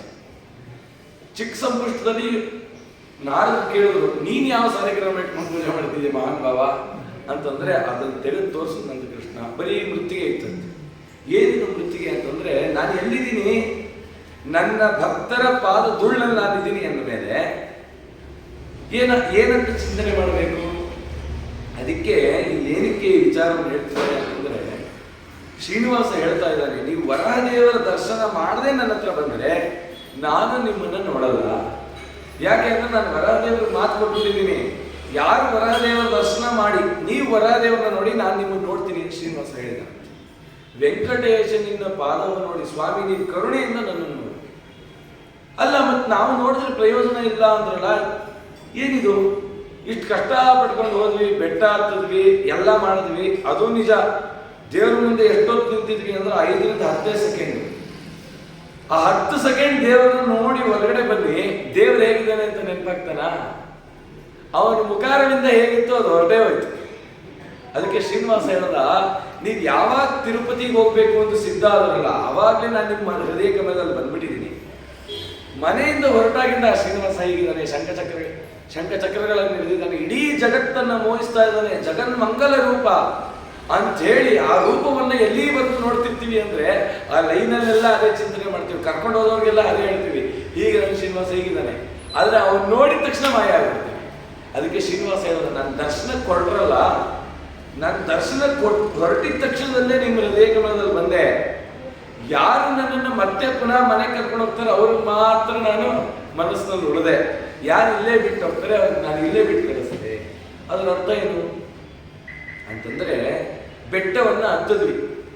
ಬೆಟ್ಟವನ್ನ ಹತ್ತೋ ಕಾಲಕ್ಕೆ ಈ ಸಂಸಾರ ಎಲ್ಲ ಸಾಸಿವೆ ತರ ಬೆಟ್ಟದ ಮೇಲೆ ನಿಂತ್ಕೊಂಡ್ರೆ ಈಗ ನಮ್ಮನೆ ತಿಳಿಸಕ್ಕಾಗತ್ತಾ? ಇಲ್ಲ. ಎಲ್ಲವೂ ಚಿಕ್ಕದಾಗಿರುತ್ತೆ. ಯಾವ ಜೀವಿಗಳು ಹೋಗ್ತಿದ್ರು ಗೊತ್ತಾಗಲ್ಲ, ಎಲ್ಲ ಸಣ್ಣಿಗೆ. ಯಾವಾಗ ಪರಮಾತ್ಮನ ಹತ್ರ ನಾವಿದ್ದೀವಿ, ಪರಮಾತ್ಮ ನಮ್ಮ ಹತ್ರ ಇದ್ದಾನೆ, ಆಗ ಸಂಸಾರ ಗೌಣ. ಯಾವಾಗ ಮತ್ತೆ ಬೆಟ್ಟ ಇಳಿತಾ ಬಂದ್ವಿ, ಬೆಟ್ಟ ಚಿಕ್ಕದಾಯ್ತು, ಸಂಸಾರ ದೊಡ್ಡದಾಯ್ತು. ನಿಮಗೆ ಸಂಸಾರ ದೊಡ್ಡದು ಅಂತ ಹೋದ್ರೆ ನಾನು ನಿಮ್ ಕೈಗೆ ಸಿಗಲ್ಲ. ಮತ್ತೆ ಏನ್ ಮಾಡ್ಲಿ ಸ್ವಾಮಿ? ಸಂಸಾರದಲ್ಲೇ ನನ್ನನ್ನ ಮನೆ ಮಂದಿಗಳೆಲ್ಲ ಧ್ಯಾನ ಮಾಡ್ರಿ, ಆಗ ನಿಮ್ ಮಧ್ಯದಲ್ಲೇ ಬರ್ತೀನಿ, ಯಾವಾಗಲೂ ಇರ್ತೀನಿ. ನೋಡ್ರಿ, ಈ ವೈಕುಂಠ ಏಕಾದಶಿ ಮತ್ತು ನವರಾತ್ರಿ ಕಾಲಕ್ಕೆ ಹಳದಿ ಬಟ್ಟೆ ಹಾಕೊಂಡು ಬರ್ತಾರೆ ದಾಸಪ್ಪ ಅಂತ. ತೆಲುಗು ಬಹಳ ಜನ. ಎಂತ ದೀಕ್ಷೆ ಅಂತಂದ್ರೆ, ಇವತ್ತು ಬ್ರಹ್ಮರಥೋತ್ಸವದಲ್ಲಿ ಈ ಕಾಲದಲ್ಲಿ ಗರುಡೋತ್ಸವ ನಡೆಯುತ್ತೆ. 7ನೇ ದಿನ ಗರುಡೋತ್ಸವ ನಡೆಯುತ್ತೆ. ಜನ ಬ್ರಹ್ಮರಥೋತ್ಸವ ನೋಡ್ಲಿಕ್ಕೆ ಬರಲ್ಲ ತಿರುಪತಿಗೆ, ಗರುಡೋತ್ಸವ ನೋಡಕ್ ಬರ್ತಾರೆ. ಗರುಡೋತ್ಸವ ಶುರು ಆಗದೆ ರಾತ್ರಿ 9 ಗಂಟೆ 10 ಗಂಟೆ. ಇನ್ನು ಬೇರೆ ಉತ್ಸವ ಎಲ್ಲ ಬೇಕಾಗುತ್ತೆ. ಗರುಡೋತ್ಸವ ದಿನ ಕಾಯ್ತಾರೆ, ಯಾವ್ದಾದ್ರು ಗರುಡ ಪಕ್ಷಿ ಬರುತ್ತೆ ಅಂತ. ಇವತ್ತು ಪ್ರತ್ಯಕ್ಷ ಗರುಡದೇವರು ಬಂದಾಗ ಉತ್ಸವ ಹೊರಡುತ್ತೆ. ಅದು ಉತ್ಸವ ಮುಗಿಯುತ್ತೆ ಬೆಳಗ್ಗೆ 4 ಗಂಟೆಗೆ. ಜನ ಗೋವಿಂದ ಗೋವಿಂದ ಅಂತ ಸ್ಮರಣೆ ಮಾಡ್ತಾರೆ. ಜನ್ಮದಲ್ಲಿ ಒಂದು ಸತಿ ಆದ್ರೂ ಗರುಡೋತ್ಸವ ನೋಡಬೇಕು. ಆ ಗರುಡೋತ್ಸವದಲ್ಲಿ ಪ್ರತ್ಯಕ್ಷ ಗರುಡದೇವರೇ ಬರ್ತಾರೆ. ಗರುಡದೇವರೇ ನಿಂತು ಮಾಡ್ತಕ್ಕಂಥದ್ದು ಉತ್ಸವ. ಅದ್ರಲ್ಲಿ ಏನಪ್ಪ ವೈಶಿಷ್ಟ್ಯತೆ ಅಂತಂದ್ರೆ, ಕೃಷ್ಣದೇವರಾಯನಿಗೆ ವ್ಯಾಸರಾಜರಂದ್ರಂತೆ, ಶ್ರೀನಿವಾಸನಿಗೆ ಉತ್ಸವಕ್ಕೆ ಕಾಸಿನ ಸರ ಮಾಡಿಸುವಂತ. ಆ ಗರುಡೋತ್ಸವಕ್ಕೆ ಹೋದ್ರೆ ವ್ಯಾಸರಾಜರು ಆ ಶ್ರೀನಿವಾಸನಿಗೆ ಅರ್ಪಣೆ ಮಾಡಿದಂತ ಆ ಕಾಸಿನ ಸರವನ್ನು ಇವತ್ತಿಗೂ ನೋಡ್ಬೋದು. ಆ ಗರುಡೋತ್ಸವ ಉತ್ಸವ ಮೂರ್ತಿಗೆ ಆಗ್ತಾರೆ. ಹಾಗಾಗಿ ಅಂಥ ವೈಶಿಷ್ಟ್ಯತೆ. ಏನಕ್ಕೆ ಗರುಡಾರೂಢನಾಗಿ ಬರ್ತಾನೆ ಅಂತಂದ್ರೆ, ಎಲ್ಲರೂ ಬಂದು ಒಳಗಡೆ ನೀವು ನನ್ನ ದರ್ಶನ ಮಾಡೋಕ್ಕಾಗಲ್ಲ. ಆ ಒಳಗಡೆ ಬಂದು ದರ್ಶನದ ತೃಪ್ತಿಯನ್ನು ನಾನೇ ಹೊರಗಡೆ ಬಂದು ನಿಮ್ಮೆಲ್ಲರಿಗೂ ದರ್ಶನ ಕೊಡ್ತೀನಿ. ಏನಕ್ಕೆ ನಾನು ಗರುಡಾರೂಢನಾಗಿ ಬರ್ತಾ ಇದ್ದೀನಿ ಅಂತಂದ್ರೆ, ನಮ್ಮಲ್ಲಿ ಒಂದು ತಪ್ಪು ಕಲ್ಪನೆ, ಪೂಜೆ ಬಂದ್ಬಿಟ್ಟಿದೆ. ವರಮಹಾಲಕ್ಷ್ಮಿ ಅಂತ. ವರಮಹಾಲಕ್ಷ್ಮಿ ಅಂತ ಅರ್ಥ ಏನು? ಲಕ್ಷ್ಮೀ ದೇವಿಯನ್ನ ವರ ಕೊಡ್ತಕ್ಕಂಥ ಲಕ್ಷ್ಮಿಯನ್ನ ಕಲಶದಲ್ಲಿ ಆವಾಹನೆ ಮಾಡೋದು. ಶ್ರೀಮದಾಚಾರ್ಯ ಏನು ಹೇಳಿದ್ದಾರೆ, ಲಕ್ಷ್ಮೀ ನಾರಾಯಣ ರಹಿತವಾಗಿ ಲಕ್ಷ್ಮಿಗೂ ಪೂಜೆ ಇಲ್ಲ, ಪೂಜೆ ಮಾಡೋಗಿಲ್ಲ. ಬರೀ ಲಕ್ಷ್ಮೀ ಗುಡಿ ಅಂತ ಇರುತ್ತಲ್ಲ, ಅಂದ್ರೆ ನಾರಾಯಣನ ಸನ್ನಿಧಾನ ಇಲ್ಲ, ಬರೀ ಲಕ್ಷ್ಮೀ ಗುಡಿ. ಅಂತ ಗುಡಿಗಳಿಗೆ ಹೋಗೋ ಸಂಪ್ರದಾಯ ನಮ್ಮಲ್ಲಿ ಇಲ್ಲೇ ಇಲ್ಲ, ನಾವು ಹೋಗೋದಿಲ್ಲ. ನಾರಾಯಣನ ಒಟ್ಟಿಗೆ ಇದ್ರೆ ಮಾತ್ರ. ಕೊಲ್ಲಾಪುರದಲ್ಲಿ ಶ್ರೀನಿವಾಸ ದೇವರಿದ್ದಾರೆ, ಹಾಗಾಗಿ ಅಲ್ಲಿ ಹೋಗ್ತೀವಿ. ಈ ಅಲಮೇಲ ಮಂಗ ಅಂತ ಹೋಗ್ತೀವಲ್ಲ, ಅದು ರಮಾರೂಪ. ಅಲ್ಲಿ ರಾಮಕೃಷ್ಣನ ಸನ್ನಿಧಾನ, ರಾಮಕೃಷ್ಣನ ಗುಡಿ ಇದೆ. ಪದ್ಮಾವತಿ ಅಂತ ನಾವು ಕೇಳ್ತೀವಿ, ಆದ್ರೆ ಪದ್ಮಾವತಿ ಇರೋದು ಭವಿಷ್ಯೋತ್ತರ ಪುರಾಣ ಪ್ರಕಾರ ಅಗಸ್ತ್ಯರ ಆಶ್ರಮದಲ್ಲಿ. ಅವಳು ಅಲ್ಲಿ ಇಲ್ಲಿ ರಮಾರೂಪ ಅಂತಾನೆ ಹೇಳೋದು, ಆದ್ರೆ ಪದ್ಮಾವತಿ ಅಂತ ರೂಢಿ ಬಂತು. ಅಲ್ಲಿ ಪದ್ಮ ಸರೋವರ ಇದೆಯಲ್ಲ, ಅಲ್ಲಿ ಇದ್ದಿದ್ದು ರಾಮಕೃಷ್ಣರ ಮಂದಿರ. ನೆನೆ ಕೇಳಿದ್ರಲ್ಲ ಹುತ್ತ ಎಲ್ಲಿತ್ತು ಅಂತ, ಆ ರಾಮಕೃಷ್ಣ ಮಂದಿರದಲ್ಲಿ ಶ್ರೀನಿವಾಸ ದೇವರು ಇದ್ದಿದ್ದು. ಅದತ್ರ ಆ ಪದ್ಮ ಸರೋವರದ ಹತ್ರ ಅಲ್ಲಿದ್ದ ಹುತ್ತದಲ್ಲಿ, ಅಂದ್ರೆ ಮಂಗಾಪುರ ಅಂತ ಕರಿತೀವಲ್ಲ ಅಲ್ಲಿ. ಹಾಗಾಗಿ ಆ ಲಕ್ಷ್ಮಿ ಒಳಗೂಡೆ ಲಕ್ಷ್ಮಿಯನ್ನ ನಾರಾಯಣನ ಒಳಗೂಡೆ ಪೂಜೆ ಮಾಡಬೇಕು. ಮತ್ತು ವರಮಹಾಲಕ್ಷ್ಮಿ ಅಂತ ಬಂದಿದೆಯಲ್ಲ ಅಂತಂದ್ರೆ ಅದರಲ್ಲಿ ಒಂದು ಲೋಪ ಆಗಿದೆ. ಶ್ರೀವರ ಅಂದ್ರೆ ಪರಮಾತ್ಮ ಮತ್ತೆ ಲಕ್ಷ್ಮೀ ಪೂಜೆ. ಶ್ರೀವರ ಮಹಾಲಕ್ಷ್ಮಿ ಪೂಜೆ ಅಂದ್ರೆ ನಾರಾಯಣನ ಲಕ್ಷ್ಮೀ ಪೂಜೆ. ಶ್ರೀ ಹೊರಟೋಯ್ತು, ವರಮಹಾಲಕ್ಷ್ಮಿ ಉಳಿಯಿತು, ಲಕ್ಷ್ಮಿ ಮಾತ್ರ ಬಂದು. ಅದಕ್ಕೆ ಏನಕ್ಕೆ ಗರುಡಾರೂಢನಾಗಿ ಬರ್ತಿದ್ದೀನಿ ಅಂದ್ರೆ, ಕೇವಲ ಲಕ್ಷ್ಮಿಯನ್ನ ಪೂಜೆ ಮಾಡಿದ್ರೆ ಲಕ್ಷ್ಮಿ ಹೇಗೆ ಬರ್ತಾಳೆ? ಅವಳ ವಾಹನ ಯಾವುದು ಅಂತ ಚಿಂತನೆ ಮಾಡ್ತಾರೆ, ಅದ್ರ ಮೇಲೆ ಬರ್ತಾಳೆ. ಅದೇನಂತ ಫಲ ಕೊಡಲ್ಲ. ಯಾವಾಗ ನನ್ನನ್ನ ಲಕ್ಷ್ಮಿನ ಒಟ್ಟಿಗೆ ನೀವು ಉಪಾಸನೆ ಮಾಡ್ತೀವ, ನಾವು ಗರುಡಾರೂಢರಾಗಿ ಬರ್ತೀವಿ. ಗರುಡ ದೇವರು 2 ಸತಿ ರೆಕ್ಕೆ ಬೀಸಿದ್ರು ಅಂತಂದ್ರೆ ಸ್ಫೂರ್ತಿ ಋಕ್ಸಂಹಿತ ಯಾಗ ಮಾಡಿ ಫಲವನ್ನ ಗರುಡ ದೇವರೇ ಕೊಡ್ತಾರೆ ಅಂದಮೇಲೆ, ಆ ಗರುಡನ ಅನುಗ್ರಹ ನಮ್ಗೆ ಎಷ್ಟಾಗುತ್ತೆ ಅದ್ರ 100 ಪಟ್ಟಷ್ಟು ಪರಮಾತ್ಮನ ಅನುಗ್ರಹ ಆಗುತ್ತೆ. ಹಾಗಾಗಿ ನಾನು ಗರುಡಾರೂಢನಾಗಿ ಬಂದು ನೀವು ದರ್ಶನ ಕೊಟ್ಟು ನಿನ್ನ ಉದ್ಧಾರ ಮಾಡ್ತೀನಿ ಅಂತ ಆ ಗರುಡೋತ್ಸವದಲ್ಲಿ ಬರ್ತಾನೆ. ಅದರ ಅರ್ಥ ನಾವು ತಿಳಿಬೇಕು. ಪರಮಾತ್ಮನನ್ನು ನಾವು ಹೇಗೆ ನೋಡಬೇಕು ಅಂದ್ರೆ, ವ್ಯಾಸರಾಜರಂದರು ಅಂತರಂಗದಲ್ಲಿ ಹರಿಯ ಕಾರಣದವ ಹುಟ್ಟು ಕರುಡನು. ಎಲ್ಲಿವರೆಗೂ ಅಂತರಂಗದಲ್ಲಿ ಪರಮಾತ್ಮನ ಕಾಣಲಿಕ್ಕೆ ಪ್ರಯತ್ನ ಪಡಲ್ಲ, ಅಲ್ಲಿವರೆಗೂ ಎಷ್ಟು ದೇವರ ಪ್ರತಿಮೆ ನೋಡಿದ್ರು, ಎಷ್ಟು ಅರ್ಚನೆ ಮಾಡಿದ್ರು ಪ್ರಯೋಜನ ಇಲ್ಲ. ನನ್ನ ಅಂತರ್ಗತನಾದ ಪರಮಾತ್ಮನನ್ನ ಈ ಪ್ರತೀಕದಲ್ಲಿ ನೋಡ್ತೀನಿ ಅಂತ ಉಪಾಸನೆ ಮಾಡಿದ್ರೆ ಅದಕ್ಕೆ ಫಲ. ನನ್ನ ಅಂತರಂಗದಲ್ಲಿ ಪರಮಾತ್ಮ ಇಲ್ಲ, ಅದಕ್ಕೆ ಇಲ್ಲಿ ಪೂಜೆ ಮಾಡ್ತಾ ಇದ್ದೀನಿ ಅಂದ್ರೂ ಮುಂದೆ ಅಂತರಂಗದಲ್ಲಿ ನಿಲ್ಲಿಸ್ತಾನೆ. ಎರಡೂ ಚಿಂತನೆ ಇಲ್ಲದೆ ಸುಮ್ಮನೆ ಗೊಂಬೆಗೆ ಪೂಜೆ ಮಾಡಿದಾಗ ಆಗುತ್ತೆ ಅಂತ ವರ್ಣನೆ ಮಾಡ್ತಾ ಇದ್ದಾರೆ. ಅದಕ್ಕೆ ಎಚ್ಚೆತ್ತಿ ಈ ಕಾರ್ಯವನ್ನು ಮಾಡಿ ಅಂತ ಹೇಳಿದ. ಕ್ಷೀರಸೇಚನಂ, ನಿನಗೆ ಹಾಲು ಬರುತ್ತಲ್ಲ ಮೊದಲನೇ ನೈವೇದ್ಯ, ಅದು ನಿನಗೆ, ನಿನಗೆ ಕ್ಷೀರಸೇಚನ, ಒಂದು ಲೋಟ ಹಾಲು ಕೊಟ್ಬಿಡಪ್ಪ, ತುಂಬಾ ಹಸುವಾಗ್ತಿದೆ ಅಂತ ಶ್ರೀನಿವಾಸ. ಅದಕ್ಕೆ ಚಿಂತೆ ಮಾಡ್ಬೇಡಪ್ಪ ಅಂತೇಳಿ ವರಾಹದೇವರು ಹೇಳ್ತಾ ಇದ್ದಾರೆ. ಪರಸ್ಪರಂ ವಿನೋದಂತೋ ಕುರ್ವಾಣ ವೇಗರೂಪಿಣೋ ಮೋಹನಾರ್ಥಂ ಭಕ್ತಾನ ಭಕ್ತಿ ಸಿದ್ಧಯೇ. ಯಾರು ವರಾಹ ಶ್ರೀನಿವಾಸ ಇಬ್ಬರು ಒಬ್ಬರೇ ಅಂತ ಚಿಂತನೆ ಮಾಡ್ತಾರೆ, ಅವರಲ್ಲಿ ವಿಶೇಷವಾದ ಭಕ್ತಿ ಅನ್ನೋದು ಸಿದ್ಧಿಯಾಗುತ್ತೆ. ಇಲ್ಲಿ ಮಾತ್ರ ನಾವು ಫಸ್ಟ್ ಟೈಮ್ ಎಲ್ಲ ಭೇಟಿ ಆಗ್ತಿರೋದು ನಾರಾಯಣ. ಹಿಂದೆ ಪರಶುರಾಮ ರಾಮನಾಗಿ ಭೇಟಿಯಾಗಿದ್ದೀವಿ. ಅಲ್ಲಿ ಜನ ತಪ್ಪು ತಿಳ್ಕೊಂಡ್ರು, ಪರಶುರಾಮ ಅಣ್ಣ, ರಾಮ ತಮ್ಮ, ಇವರಿಬ್ಬರು ಬೇರೆ ಅಂತ. ಅಲ್ಲೂ ನಾವು ಒಂದೇ. ಈ ರೀತಿಯಲ್ಲಿ ಚಿಂತನೆ ಮಾಡ್ತಾ ಹೇಳ್ತಾ ಇದ್ದಾನೆ. ಭಕ್ತರಿಗೆ ಎರಡು ಭಗವತ್ ರೂಪಗಳು ಒಟ್ಟಿಗೆ ಸೇರಿ ಮಾತಾಡ್ತಕ್ಕಂಥದ್ದು ಅದೆಲ್ಲರಿಗೂ ಆನಂದ. ಏವಮ್ಮಿ ಕ್ರೀಡತೆ ತತ್ರ ವರಾಹೇ ವೆಂಕಟೇಶ್ವರ. ಸರಿ ಆಯಿತು, ಬಹಳ ಸಂತೋಷ ಆಯಿತು. ನಿನಗೋಸ್ಕರ ಒಬ್ಳು ಕಾಯ್ತಾ ಇದ್ದಾಳೆ. ಅವಳ ಹೆಸರೇನು ಅಂದ್ರೆ ಬಕುಲಮಾಲಯ. ತದಾ ಲಭ್ಯದರ ಕಾಂತೋ ಬಕುಲಂ ಪಾಕಕಾರಿಣಂ ಭೋಜನಾರ್ಥಂ ರಮೇಶಸ್ಯ ಶ್ಯಾಮಾಕಾನಂ ನಿರಂತರಂ. ಹೊಟ್ಟೆ ಹಸು ಅಂದಲ್ಲ, ಒಂದು ತಮಗೆ ಹಾಲು ಕೊಡು ಅಂದಲ್ಲ, ಈಗ ಕ್ಷೀರ ವ್ರತ, ಕ್ಷೀರ ಇಲ್ಲ. ನಿನಗಾಗಿ ಜೀವನವನ್ನ ಕಾದಿದ್ದು ನಿನಗಾಗಿ ಬಕುಲ ಪುಷ್ಪವನ್ನು ಪ್ರತಿದಿನ ಪೋಣಿಸ್ತಾರೆ. ಬಕುಲ ಪುಷ್ಪ ಅಂತಿದೆ. ಆ ಬಕುಲ ಪುಷ್ಪ ಬೆಂಗಳೂರಲ್ಲೂ ಇದೆ, ಬಹಳ ಕಮ್ಮಿ. ಅದೇನಿರುತ್ತೆ ಅಂದ್ರೆ ಪಾರಿಜಾತ ತರನೇ ಇರುತ್ತೆ. ಪಾರಿಜಾತ ಅಷ್ಟೇ ಸೈಜು. ಹೇಗೆ ಪಾರಿಜಾತ ಬೇಗ ಒಣಗೋಗುತ್ತೆ, ಇದು ಬೇಗ ಒಣಗೋಗುತ್ತೆ. ಅದಕ್ಕೆ ಅದು ಸಾತ್ವಿಕ ಪುಷ್ಪ. ಯಾವ್ಯಾವ ಸಾತ್ವಿಕ ಪುಷ್ಪ ಇದೆ ಅದು ಬೇಗ ಬಾಡೋಗುತ್ತೆ. ಸಂಪಿಗೆ ಹೂವು ಆಗಿರ್ಬೋದು, ಪಾರಿಜಾತ ಆಗಿರ್ಬೋದು, ಮಲ್ಲಿಗೆ ಆಗಿರ್ಬೋದು, ಜಾಜಿ ಎಲ್ಲ ಬೇಗ, ಯಾಕಂದ್ರೆ ಪರಮ ಸಾತ್ವಿಕವಾದದ್ದು. ಹಾಗೆ ಈ ಬಕುಲ ಪುಷ್ಪನ ಪ್ರತಿದಿನ ಉಡುಪಿ ಕೃಷ್ಣನ್ಗೆ ಹಾಕಿರ್ತಾರೆ. ನಾವೆಲ್ಲ ನೋಡಿದ್ರೆ ಬ್ರೌನ್ ಕಲರ್ ಆಗಿ ಒಣಗೋಗ್ಬಿಟ್ಟಿರುತ್ತೆ, ಏನಪ್ಪ ಇದು ಒಣಗೋಗಿರೋದು ಹಾಕ್ತಾರಲ್ಲ ಅಂತ. ಆ ಬಕುಲ ಪುಷ್ಪ ಒಣಗಿದ್ರು ಹಾಕ್ಬೋದಂತೆ. ಯಾಕಂದ್ರೆ ಅವಳು ಕಾಯ್ತಾ ಇದ್ಲು, ಯಾವಾಗ ಬರ್ತಾನೆ ನನ್ನ ಮಗ, ನನ್ನ ಉದ್ಧಾರ ಮಾಡೋ ಸ್ವಾಮಿ ಯಾವಾಗ ಬರ್ತಾನೆ ಅಂತ ಕಾಯ್ತಾ ಇದ್ಲು ಬಕುಲ. ಅದಕ್ಕೆ ಬಕುಲ ಪುಷ್ಪಗಳು ಅಲ್ಲಿ ಇತ್ತಂತೆ. ಈಗ ತಿರುಪ್ತಿಲಿ ಆ ಸ್ವಾಮಿ ಪುಷ್ಕರದಿಂದ ಒಂದೆರಡು ಮರ ಇರಬೇಕು. ಆ ಬಕುಲ ಪುಷ್ಪವನ್ನು ತಾನು ಆರಿಸ್ಕೊಂಡು ಪ್ರತಿದಿನ ಪೋಣಿಸಿಟ್ಟಿರೋರು, ಬರ್ತಾನ ಸ್ವಾಮಿ ಅವ್ನಿಗೆ ಹಾಕಬೇಕು ಅಂತ. ಹಾಗಾಗಿ ಯಾವತ್ ಶ್ರೀನಿವಾಸ ಬರ್ತಾನೋ ಗೊತ್ತಿಲ್ಲ, ಪ್ರತಿದಿನ ಅವನಿಗಾಗಿ ಪಾಕವನ್ನು ತಯಾರು ಮಾಡ್ತಿದ್ದ. ಪರಮಾನ್ನ ಅಂದ್ರೆ ಅನ್ನಕ್ಕೆ, ಅನ್ನ ಬೇಯುವಾಗ ಅನ್ನ ಮುಕ್ಕಾಲು ಬೆಂದಾಗ ಅದಕ್ಕೆ ಕೇಸರಿ, ದ್ರಾಕ್ಷಿ, ಸಕ್ಕರೆ ಅದನ್ನೆಲ್ಲ ಸೇರಿ ಪರಮಾನ್ನ ಅಂತ ಅವನಿಗೆ ನೈವೇದ್ಯಕ್ಕೆ ಅಂತ ತಯಾರು ಮಾಡ್ತಿದ್ಲಂತೆ. ಭೋಜನಾರ್ಥಂ ರಮೇಶಸ್ಯ ಶ್ಯಾಮಗಾನಂ ನಿರಂತರಂ. ಸರಿ ಆಯ್ತು, ಸ್ವಾಮಿ ಹೇಳ್ದ, ನೋಡು ವರಾಹ, ಈ ರಕ್ತ ಬೇರೆ ಬರ್ತಾ ಇದೆ, ಔಷಧಿ ಬೇಕು, ಅದಕ್ಕೋಸ್ಕರ ಬೆಟ್ಟ ಹತ್ತುತ್ತಾ ಬಂದೆ, ಹೊಟ್ಟೆನೂ ಹಸುತ್ತಾ ಇದೆ, ಏನ್ ಚಿಂತೆ ಮಾಡಬೇಡ, ಹೋಗಿ ನೀನು ಅಲ್ಲಿ ಅವಳು ಅಡುಗೆ ಮಾಡ್ಕೊಂಡಿದ್ದಾಳೆ, ಎಳ್ಳಿದ್ದಾಳೆ ಅವಳು ಅಂದಾಗ ಹೇಳ್ತಾನೆ, ನನ್ನ ಗುಡಿ ಇದೆಯಲ್ಲ, ನನ್ನ ಮೇಲೆ ನನ್ನ ವರಾಹ ಗುಡಿ ಇದೆ, ಸ್ವಾಮಿ ವರಾಹ ತೀರ್ಥ ಅಂತ. ಆ ತೀರ್ಥದ ಬದಿಯಲ್ಲೇನೆ ಒಂದು ಅಶ್ವತ್ಥ ವೃಕ್ಷ ಇದೆ. ಆ ಅಶ್ವತ್ಥ ವೃಕ್ಷದ ಕೆಳಗಡೆಯಲ್ಲೇ ಬಕುಲ ಒಂದು ಆಶ್ರಮ ಮಾಡ್ಕೊಂಡಿದ್ದಾಳೆ. ಅವಳು ಕಾಯ್ತಾ ಇದ್ದಾಳೆ, ನನ್ನ ಮಗ ವರನಾಗಿ ಬರ್ತಾನೆ ಅಂತ. ಹೋಗು. ಸರಿ ಆಯ್ತು, ಶ್ರೀನಿವಾಸ ದೇವಿ ಹೋದ್ರೆ ಆ ಬಕುಲಾದೇವಿ ಎಲ್ಲಿಲ್ಲದ ಆನಂದ. ಯಾಕೆ ಅಂದ್ರೆ ಯಾರೀ ಬಕುಲೆ ಅಂತಂದ್ರೆ ಅವಳೇ ಯಶೋಧಾದೇವಿನಂತೆ. ಈ ದೇವಕಿ ಏನ್ ಮಾಡಿದ್ಲು, ದೇವಕಿ ವಸುದೇವ ಇಬ್ಬರು ತಪಸ್ ಮಾಡಿ, ಕೃಷ್ಣ ಒಮ್ಮೆ ಆದ್ರೂ ನೀನು ನನ್ನ ಮಗನಾಗಿ ಹುಟ್ಟು ಅಂತ ಕೇಳಿದ್ರು, ನಿನ್ನನ್ನು ಸಾಕಬೇಕು, ನಿನ್ನನ್ನು ಮುದ್ದಾಡಬೇಕು ಕೇಳಿಲ್ಲ. ಅದು ಯಶೋಧ ಏನು ಹೇಳಿದ್ರು, ನನ್ನಲ್ಲಿ ಹುಟ್ಟು ಅಂತ ಕೇಳಿಲ್ಲ. ಸ್ವಾಮಿ ನೀನು ಬಾಲ್ಯಲೀಲೆ ತೋರಿಸು, ನಿನ್ನ ಆಟಗಳನ್ನ ಲೀಲೆಗಳನ್ನ ನನಗೆ ತೋರಿಸು, ಉದ್ಧಾರ ಮಾಡುವಂತ ಯಶೋಧ ದೇವಿ ಕೇಳಂತೆ. ಹಾಗಾಗಿ ಏನಾಯ್ತು ಘಟನೆ ಅಂತಂದ್ರೆ, ಸ್ವಾಮಿ 16,108 ಮದುವೆ ಆದ ಕೃಷ್ಣ ರೂಪದಲ್ಲಿ. ಒಂದು ಮದುವೆಗೆ ಒಬ್ಬರನ್ನ ಕರ್ಕೊಂಡು ಹೋಗಿಲ್ಲ, ಒಂದು 4-5 ಮದುವೆಗೆ ಬಲರಾಮನ್ ಕರ್ಕೊಂಡಲ್ಲ, ಬಾ ಬಲರಾಮ ನನ್ನ ಜೊತೆಗೆ ಅಂತ. ಬಲರಾಮ ಹೇಳ್ದ, ನಾನು ಬರಲ್ಲ, ನಿನ್ನ ಸವಾಸ ಸರಿ ಇಲ್ಲ ಅಂತ. ಆಮೇಲೆ ಏನ್ ಮಾಡ್ದ ಬಲರಾಮ, ನೀನ್ ಮದುವೆ ಆಗಿ ಇವಳ ಅಂದ. ಅಯ್ಯೋ, ನಿನ್ ಜೊತೆ ಬಂದಿದ್ದಕ್ಕೆ ಇದೊಂದು ಸಮಸ್ಯೆ, ನಾನು ಹೋಗ್ತೀನಿ ಅಂತೇಳಿ ಅವ್ನ ಮುಂದೆ ಸುಮ್ಮನೆ, ನೀನ್ ಮದುವೆ ಆಗಲ್ವಲ್ಲ, ನಾನು ಮದುವೆ ಆಗ್ತೀನಿ ಅಂತ. ಹೀಗೆ ಆಯ್ತು ನೋಡಿ. ಬಲರಾಮನ್ ಕರೆದ, ಬಾ ಹೋಗೋಣ, ಆ ಕಂಸನನ್ನು ಸಂಹಾರ ಮಾಡಬೇಕು, ನೀನ್ ಹೋಗಪ್ಪ, ನಾನೇ ಯಾಕೆ ಬರಲಿ ಎಂದ ಬಲರಾಮ. ಇಲ್ಲ ನೀನ್ ಬಾ. ಸರಿ ಆಯ್ತು, ದಾರಿಲಿ ಹೋಗ್ತಿದ್ದ ಕುಬ್ಜೆ ಬಂದ್ಬಿಡ್ಲಿ ಎದುರುಗಡೆ. ಕುಬ್ಜೆ ಬಂದು ಒಂದು ತಟ್ಟೆ ತುಂಬ ಗಂಧ ಇಟ್ಕೊಂಡಿದ್ವಿ, ಒಳ್ಳೆ ಒಂದು ದೊಡ್ಡ ಮುದ್ದೆಗೆ ಹಾಕಿದ ಗಂಧ. ಕೃಷ್ಣ ನಿಲ್ಲು ಅಂದ ಕುಬ್ಜೆನ. ನಿಂತ್ಲು.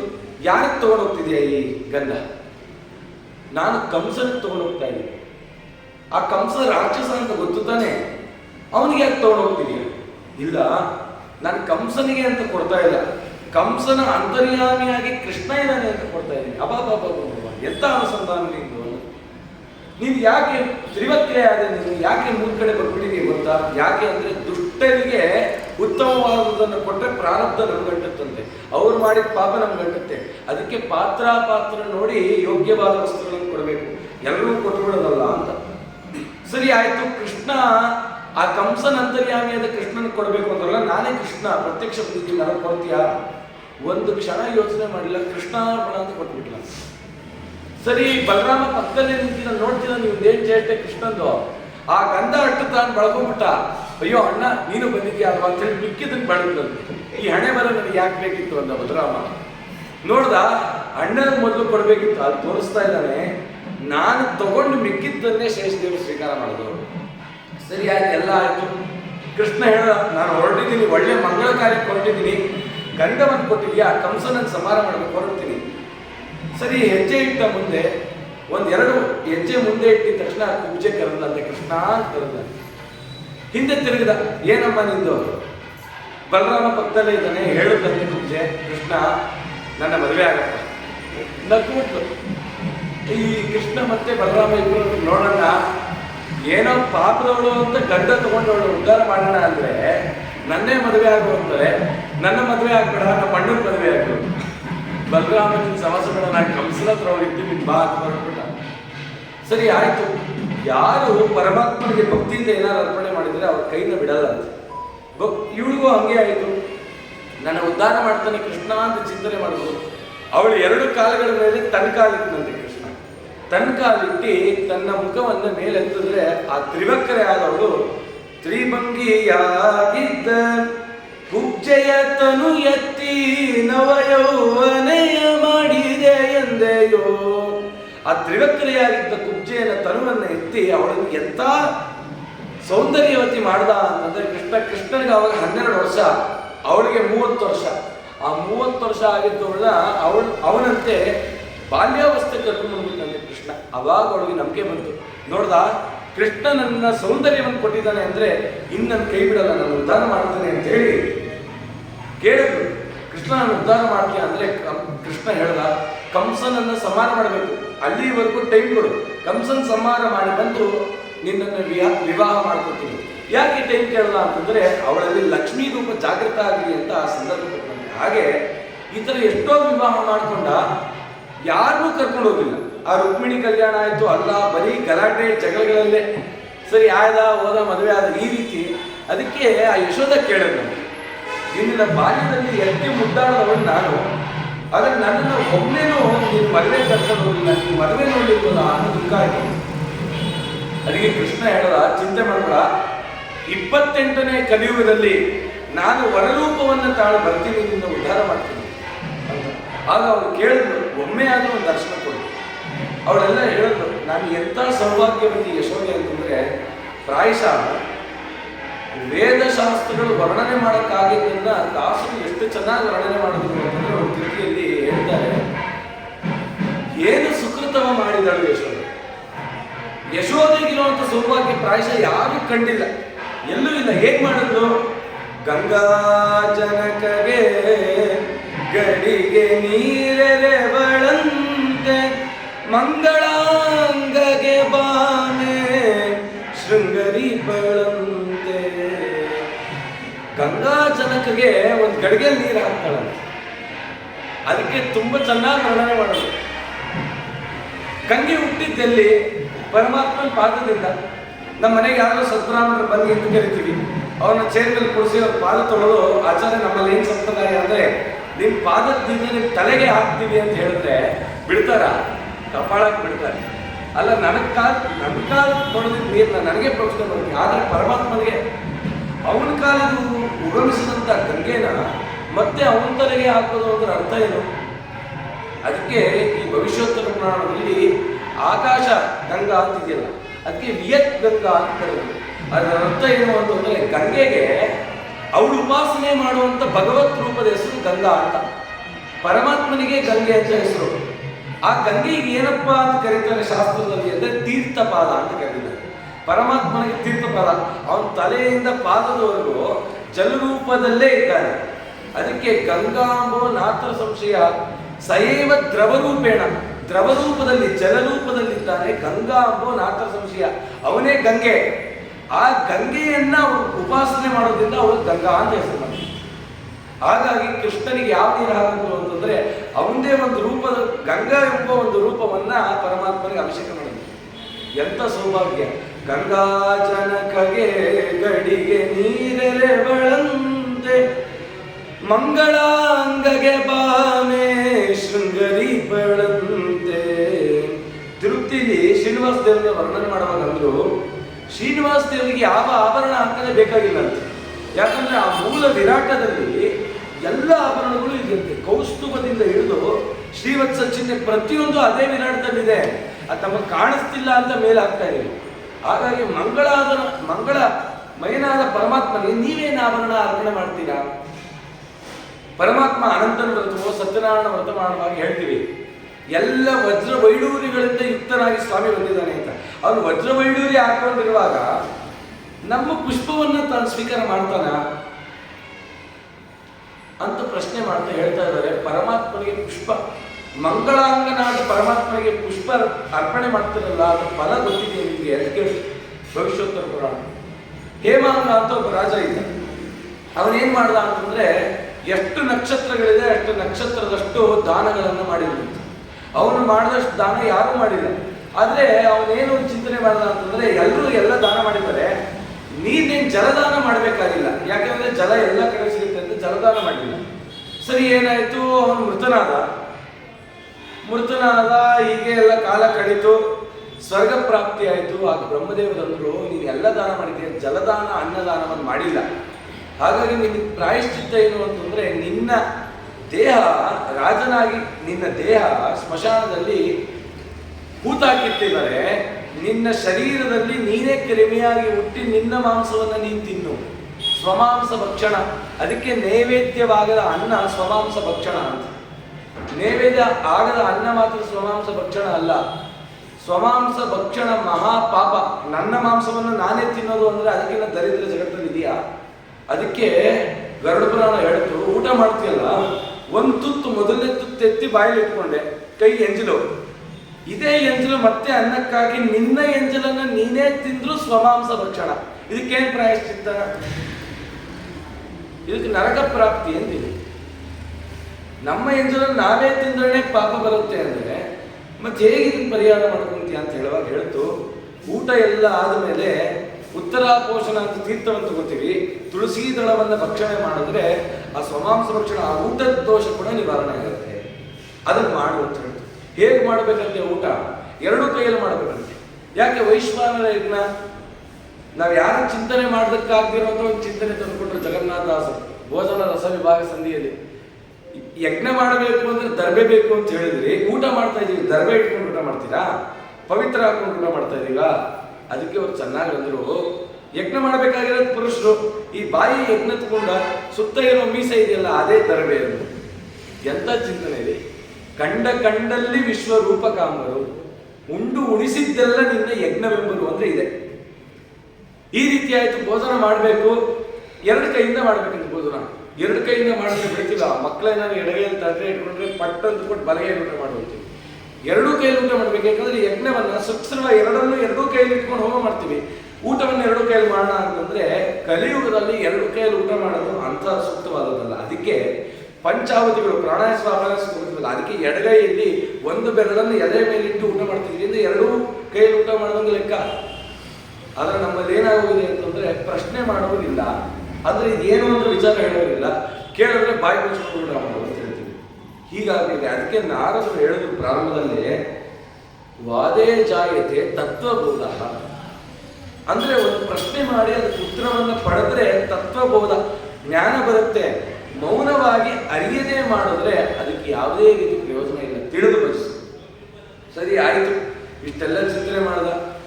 ಅವಳು ಹೇಳಿದ್ರು, ನಿನ್ನ ನಾನು ಎಷ್ಟು ಚೆನ್ನಾಗಿ ಮುದ್ದು ಮಾಡಿದ್ದೀನಿ ಗೊತ್ತಾ, ಕಂಗಳಿಗ ಗೋಚರನ ಎತ್ತಿ ಮುದ್ದಿಪಳಂತೆ. ಪರಮಾತ್ಮ ಕಾಣಿಸ್ತಾನ? ಕಂಗಳಿಗೆ ಅಗೋಚರ, ಯಾಕಂದ್ರೆ ಅಪ್ರಾಕೃತನಾದ ಶರೀರ. ಆದ್ರೆ ಅವನನ್ನು ಅಪ್ರಾಕೃತನಾದ ಪರಮಾತ್ಮನನ್ನ ಎತ್ತಿ ಮುದ್ದಾಡಿದಾಳೆ ಯಶೋದೆ ಅಂತಂದ್ರೆ ನಮಗೆ ಸಿಕ್ಲಿಲ್ವೇ ಆ ಸ್ವಾಮಿ ಅಂತ ಒದ್ದಾಡ್ತಾ ಇದ್ದಾರೆ. ಚತುರಾಸ್ಯನ ಪಿತನ ಸುತನೆಂದೆತ್ತುವಳಂತೆ ಶ್ರುತಿ ವಿನುತನಿಗೆ ಜೋಗುಳವ ಪಾಡುವಳಂತೆ. ಚತುರಾಸ್ಯ, 4 ಮುಖವುಳ್ಳ ಬ್ರಹ್ಮದೇವರ ಪಿತನಾದವನನ್ನ ಸುತ ಅಂತ ಎತ್ತುತ್ತಾಳಂತೆ. ಬ್ರಹ್ಮದೇವರೇ ಪ್ರಪಿತಾಮಹ ಅಂತ ವಿಷ್ಣು ಸಹಸ್ರನಾಮ ಕರೆದಿದೆ. ಪ್ರಪಿತಾಮಹ ಅಂತ ಕರೆದಿದೆ. ಆ ಪ್ರಪಿತಾಮಹನ ಪಿತನಾದವನನ್ನು ಸುತ ಅಂತ ಎತ್ತಾಳೆ. ಅವಳು ಎಂತ ಸೌಭಾಗ್ಯವಂತ ಯಶೋದೆ. ಇಡೀ ಶ್ರುತಿಗಳು ಪರಮಾತ್ಮನನ್ನು ಸ್ತುತಿ ಮಾಡ್ತಿದ್ರೆ ತಾನು ಒಂದು ಹಾಡಾಡ್ಬಿಟ್ಟು ಮಗುರು ಮಲಗಿಸ್ತಾ ಇದ್ದಾರೆ ಕೃಷ್ಣನನ್ನು. ಶತರವಿ ತೇಜಗೆ ಆರತಿಯನೆತ್ತುವಳಂತೆ ಗತಿಬೀತನಿಗೆ ಬಾಮೆ ರಕ್ಷೆ ಇಕ್ಕುವಳಂತೆ. ಪರಮಾತ್ಮ ಶ್ರೀನಿವಾಸ ಹೇಗಿದ್ದಾನೆ ನೀವೆಲ್ಲ ಸ್ತುತಿ ಮಾಡ್ತೀವಿ. ಭಾನುಕೋಟಿ ತೇಜ ಲಾವಣ್ಯ ಮೂರ್ತಿ ಶ್ರೀ ವೆಂಕಟೇಶನೇ ನಮೋ ನಮಃ. ಶ್ರೀನಿವಾಸ ಹೇಗಿದ್ದಾನೆ? ಭಾನುಕೋಟಿ, ಭಾನು ಅಂದ್ರೆ ಸೂರ್ಯ. 1 ಕೋಟಿ ಸೂರ್ಯ ಒಂದು ಕಡೆ ಸೇರಿದ್ರೆ ನೋಡ್ಲಿಕ್ಕಾಗತ್ತಾ?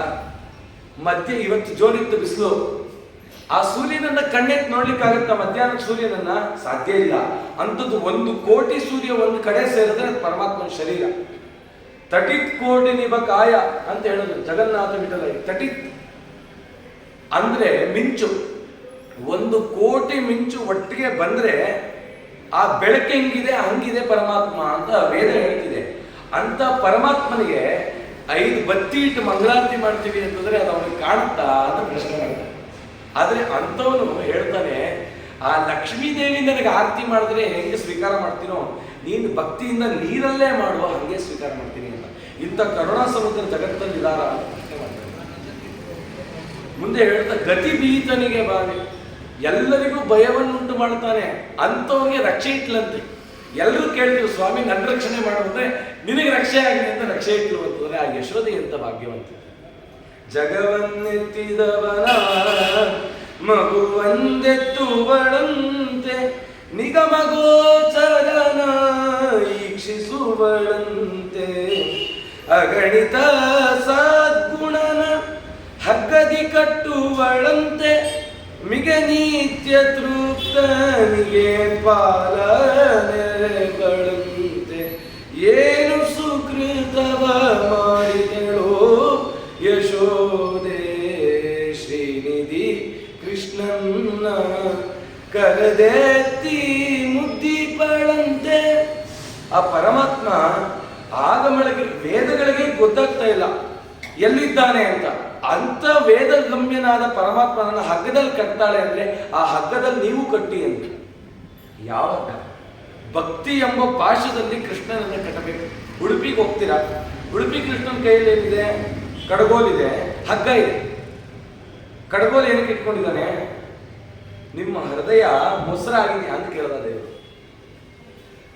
ಏನು ಕೃಷ್ಣ ಹಿಂಗೆ ಕೇಳ್ತಿದ್ಯಾ, ಮೊಸರಾಗಿದೆಯಾ ಅಂತ ಕೇಳ್ತಿದ್ಯಲ್ಲಪ್ಪ, ಯಾಕಪ್ಪ? ನೋಡು, ಕ್ಷೀರ ಅನ್ನೋದು ಆಕಳೆ ಕೊಡಬೇಕು. ಆದರೆ ಆಕಳಿಂದ ಕ್ಷೀರ ಬಂದ್ಮೇಲೆ ಅದಕ್ಕೆ ಸಂಸ್ಕರಣೆ ಮಾಡಿದ್ರೆ ಮೊಸರಾಗುತ್ತೆ. ಹಾಗೆ ನಿನ್ನ ತಂದೆ ತಾಯಿಯನ್ನು ನಿನಗೆ ಉಪದೇಶ ಮಾಡಿದ್ದಾರೆ. ತಂದೆ ನಿನಗೆ ಗಾಯತ್ರಿ ಮಂತ್ರ ಉಪದೇಶ ಮಾಡಿದ್ರು, ಸ್ತ್ರೀಯರಿಗೆ ಕೃಷ್ಣ ಮಂತ್ರ ಉಪದೇಶ, ಯಾವುದೋ ಒಂದು ಭಗವಂತನ ವಿಷಯಿಕವಾಗಿರ್ತಕ್ಕಂಥ ಉಪದೇಶ ಮಾಡಿದ್ದಾರೆ. ಆ ಹೃದಯವೆಂಬ ಹಾಲು ಅದನ್ನೇನಾದ್ರೂ ಸಂಸ್ಕರಣೆ ಮಾಡದೇ ಇದ್ರೆ ಹಾಲೇನಾಗುತ್ತೆ? ಒಡೆದೋಗುತ್ತೆ. ಮೊಸರು ಮಾಡಿದ್ರೆ ಕೆಲವು ಕಾಲ ಮೊಸರುತ್ತೆ. ಹಾಲನ್ನ 2 ದಿನ ಇಟ್ಕೋಬಹುದು, ಒಂದೇ ದಿನ. ಆದ್ರೆ ಮೊಸರನ್ನ 2 ದಿನ ಇಟ್ಕೋಬಹುದು, ಹುಳಿ ಬಂತು ಅಂತ. ಆ ಮೊಸರನ್ನ ಸಂಸ್ಕರಣೆ ಮಾಡಿ ಬೆಣ್ಣೆ ಬಂದೆ ಅದರಲ್ಲಿ, ಆ ಬೆಣ್ಣೆನ 1 ವಾರ ಇಟ್ಕೋಬಹುದು. ಆ ಬೆಣ್ಣೆ ಕಾಯಿಸಿದ ತುಪ್ಪನ ವರ್ಷಾನುಗಟ್ಟಲೆ ಇಟ್ಕೋಬಹುದು. ಹಂಗೆ ಕೃಷ್ಣ ಹೇಳ್ತಾ ಇದ್ದಾನೆ, ನೀನು ಏನಾದ್ರು ಸದ್ಧರ್ಮವನ್ನು ಮಾಡಿದ್ರೆ ನಾನು ಕಡಗೋಲು ಇಟ್ಕೊಂಡಿದ್ದೀನಲ್ಲ. ಯಾಕೆ ಅಂದ್ರೆ ನಿನ್ನ ಹೃದಯವನ್ನ ಕಡಿಲಿಕ್ಕೆ. ಆಗೇನಾಗತ್ತೆ, ಅಲ್ಲಿ ಬೆಣ್ಣೆ ಬರುತ್ತಲ್ಲ, ಅದು ವಾಯುದೇವರು. ಆ ವಾಯುದೇವರ ಮುಖಾಂತರ ಹಗ್ಗ ಇಟ್ಕೊಂಡಿದ್ದೀನಲ್ಲ, ಆ ಹಗ್ಗ ನಿನ್ ಕೈ ಕೊಡ್ತೀನಿ, ನನಗೆ ಕಟ್ಟು. ಆ ಹಗ್ಗ ಯಾವುದೋ ಭಕ್ತಿ.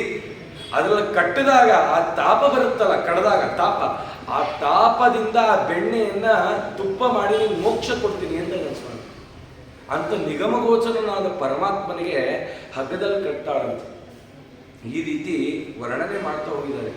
ಕಡಗೋಲನೇಣನು ಕೈಯೊಳಗೆ ಪಿಡಿದು ಪಾಲ್ಗಡಲೊಡೆಯ ದ್ವಾರಕಾ ನಿಲಯ.